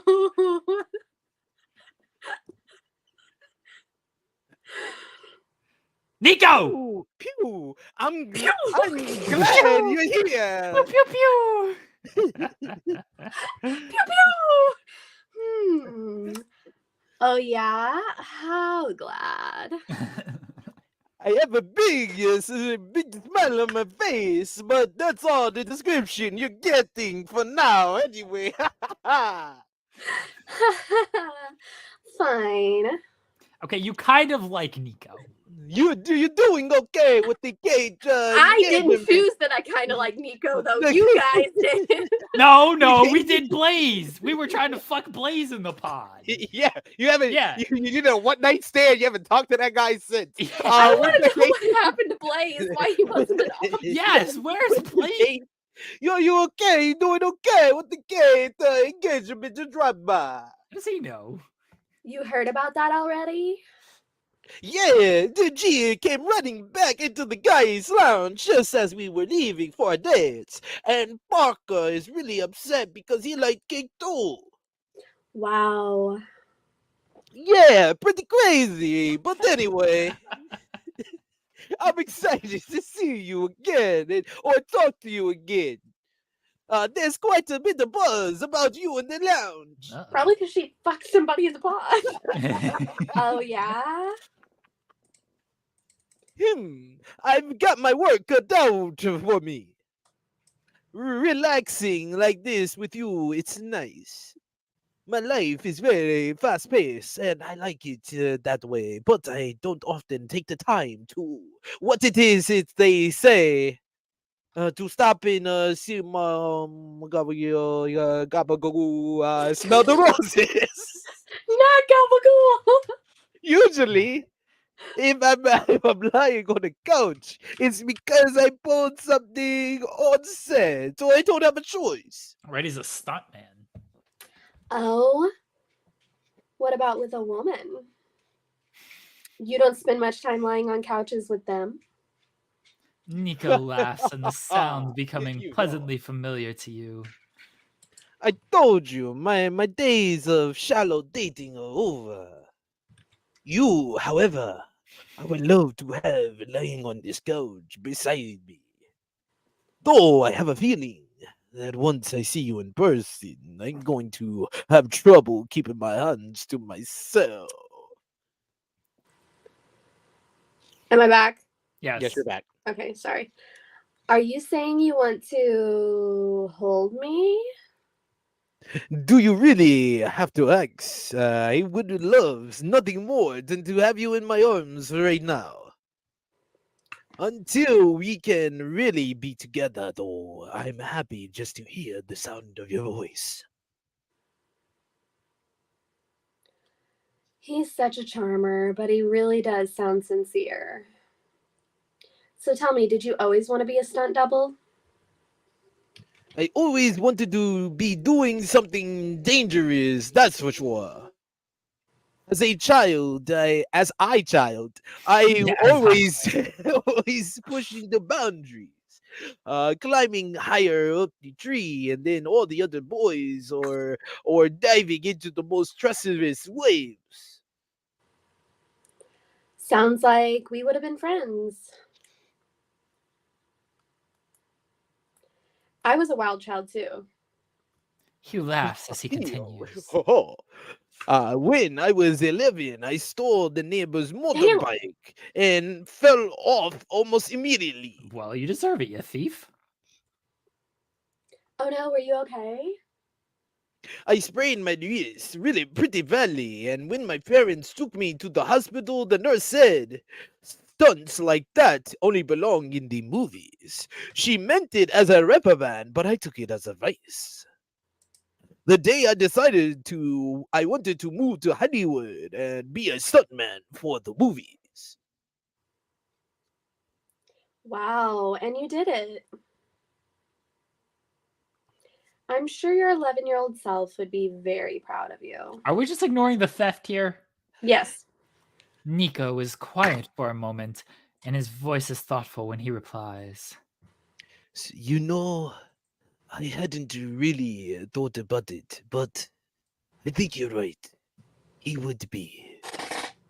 It took my family, my mom, most of all, some time to come to around to what they say, the idea of me leaving Italy.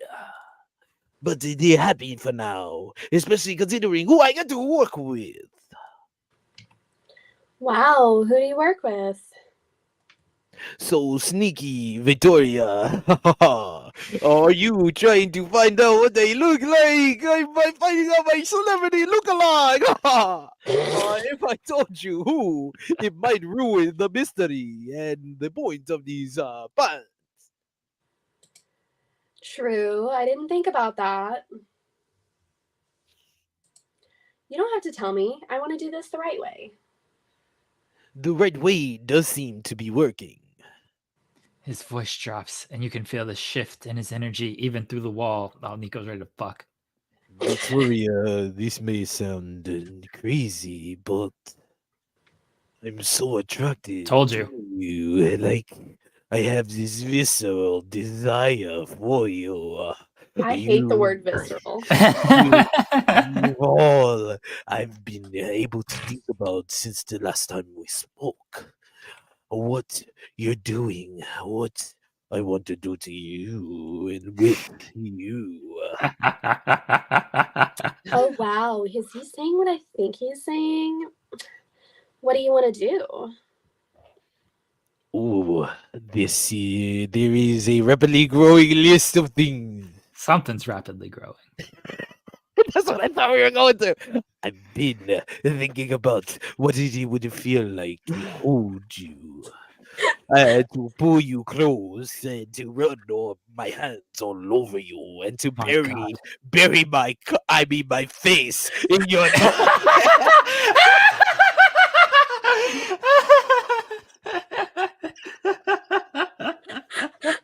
I wasn't looking, and so I thought that's what he was really going to do. Oh, that was fantastic. And smell your perfume. God damn. To taste your lips on mine. Oh my god, he's talking dirty. That's so hot. His voice is sexy and wanting, and the wall seems like even more of a gulf between you than usual. I want to learn you, every single each of you.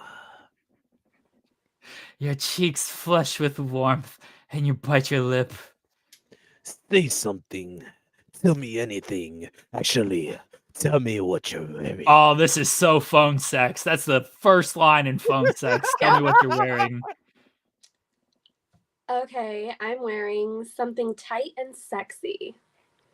No one would believe nothing. She walked into the pod. That would have been fantastic, though, if you would have picked that. All right, I said that. Donna Mia. Let's have a groan of frustration. Followed by really should stop talking this way before I lose control. Music He gonna, he gonna make a glory hole. I wouldn't want to get kicked out this show for breaking through the wall. Oh my gosh. You laugh as he continues. Whatever you're doing over there has surely cast a spell on me. I've gone mad for you, and I love it. You smile to yourself, surprised by the sweetness of his words. I know we're probably running out of time, but before we leave, I really want to tell you.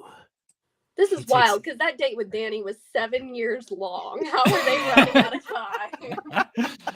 He takes a deep breath, and your heart begins to pound.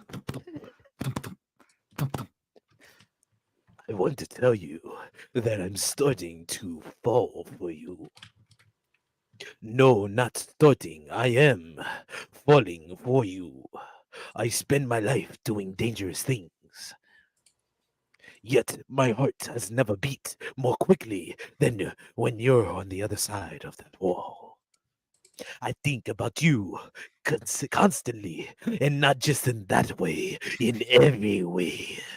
What could make you happy? What you will think when you see me, and what our lives could look like together. I am falling for you, Victoria. But with what just happened with Kate and G, we're both dating other people. I know that, and I signed up for this.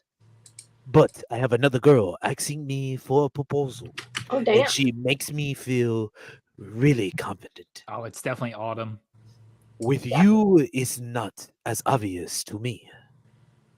So I hate to do this, but I really don't want to leave. This man was about to fuck a wall, and now he's like, oh, let me propose to this other girl. Oh my God, are you breaking up with me? What? No, but I need validation from you to move forward. Some kind of validation that you see a future with me, of this being us at the end. I kind of want to break up with him now. Can you give that to me? Look, it's your decision. Your head swirls. There is no connection with Danny. You've made with Blaze and allegedly Danny. You need to give Nico an answer. What will you say?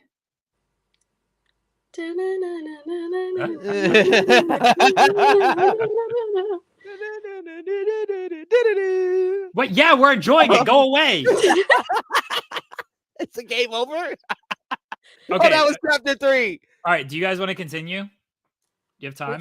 We can leave it on a cliffhanger. It's we leave it on a cliffhanger. Okay. All right. Come back next week. I have a week to make my decision. Yes. Oh my gosh. That was the best one. Amazing. That was the best one. He was really about to freaking make a glory hole. He was. He's like, anyway, I'm going to get engaged to this chick. Like, he's gonna punch his dick through the wall, and then said, "Oh no, I have this other girl that wants me to propose." Like, what? What is happening here? Oh my gosh. Amazing. That was great. Okay. We'll be back next week. Who gives a fuck what we're talking about in the world of South Park or basketball or challenge? Trey says Nico's pants were around his ankle. They were. They absolutely were. It's like I see this hole in the wall. Oh no, I gotta propose to this girl. I am. Damn. Poor Victoria. Oh man. All right, everybody. Please come back next week and watch. Yeah, I'm gonna cut all of this together, and it's gonna be like a 6-hour like YouTube, just weird. Like AEW does the championship ring. Yeah, you do Love Is Blind mobile game. I've already started. Like, I want everyone to know. Like, if you've missed any of this. It's all gonna get cut together into one long, just and like you'll see the video. episodes of SP3's voice changing for people episode to episode. Just one long video. It's gonna be I like just 3 know- hours long. I But know the Nico voice. I know now Danny is like my game show host voice. Danny is the worst. Blaze's Oh my voice was God. awful, and I don't know if you remember. Blaze's voice was deep. It was deep. It was had the deep voice. awful. The deep I don't- voice. Deep and sexy. It was not sexy. No, it wasn't. No, none of these voices are. Let's be honest. They're They're all amazing. sexy. They are amazing. I don't know all if they're sexy. Oh man, amazing. What a time. That's how we spend our Thursday morning. All right. Tuesday. Oh, Tuesday. Tuesday. whatever See, that is. the days get mishmashed for me, folks. But yes, you can follow me on the Twitter machine at TrueHeelSP3. Right there. Yeah. Follow me. And hopefully we get a sermon next week because the Lakers are going to be 500 or above 500, as I predicted. Oh, wait. No. Stop the presses. Oh, 90 Stop days. the presses. Yes, 90 day, the last resort finale. We got to learn what happened to all of our couples. Do I get 3 minutes? Yeah, you can get 3 minutes. You ready? All right. So I have to remember all these couples. All right. All right, ready? Go. I don't know why this episode was an hour and a half. It did not need to be. All we needed to do was get to the final decisions of everything. They just wasted time, cockamamie for like 30 minutes before we even got to the ceremonies. So first ceremony up was Angela. As we said at the beginning of the season, Angela had divorce papers for her and Michael. But her and Michael, actually, when you really look at the season, they were the best couple. Why? Because they weren't in the same place at the same time. So they were the best couple of the season. So Angela decides to rip up the divorce papers and she's going to be dedicated to their relationship. And she actually admitted that she has anger problems and that she needs therapy just as much as Michael. Oh my God. I was shocked by that revelation right there. Then you had Asuela and Kalani. Like I said last week, they decided to divorce. Asuelo says he's going to care about his kids more and try to work on their friendship. Kalani is very heartbroken. But then we found out that after the season ended, now she's official in a relationship with the Hall Pass and having a baby with the Hall Pass. So there it is. Then you had Yara and Jovi, who were very much on the rocks after Jovi was sexing the stripper in our last episode, in our last recap. But they decided that they're going to come together, and Jovi realizes that going to strip clubs makes Yara, very insecure because of how she was brought up. So he's going to try to not go to strip clubs anymore. He's going to be more dedicated to his family and to his wife and communicate better. And Yara is going to be wanting and going to be able to communicate better now that she has the therapy, and everything's all fine with them. Then we got Big Ed and Liz, and Big Ed has a whole script prepared saying that he's learned how to deal with his emotions and that they have broken up 12 times and gotten back together 12 times. And he promises that this will be the last time. And he says, Liz, will you marry me? But Liz says that she's learned a lot, and she's learned that she has her own issues that she's had to deal with, and that she is just as much of the problem to their relationship as Big Ed is. And then she pulls out a ring and asks Big Ed to marry her, which we all know Big Ed hates when he's emasculated. So I'm sure this will be a problem on following seasons. But Big Ed and Liz are finally getting married, apparently, and we're going to find out if they do on whatever season they put them on next. Happily Ever After, Single Life, whatever they want to put them on. Big Ed is entertaining. Angela's entertaining. 90 Day to the Last Resort is one of the best 90-day seasons that has ever been made. Kalani is everybody's concerned about her drama. Oh, Molly and Kelly. Molly was going out with a cop named Kelly. They've broken up in this season, and now she's dating a prisoner. We found out she was cheating on the cop with a prisoner. That's what we found out about. All right, there you go. 90 days and 90 seconds doubled. And Cher, Delware, do you have anything to plug? No, come back here next week. if your heart desires, if you want more of whatever the hell that is. Oh, it's so much fun. All right, thank you guys as always. In the weeds tomorrow.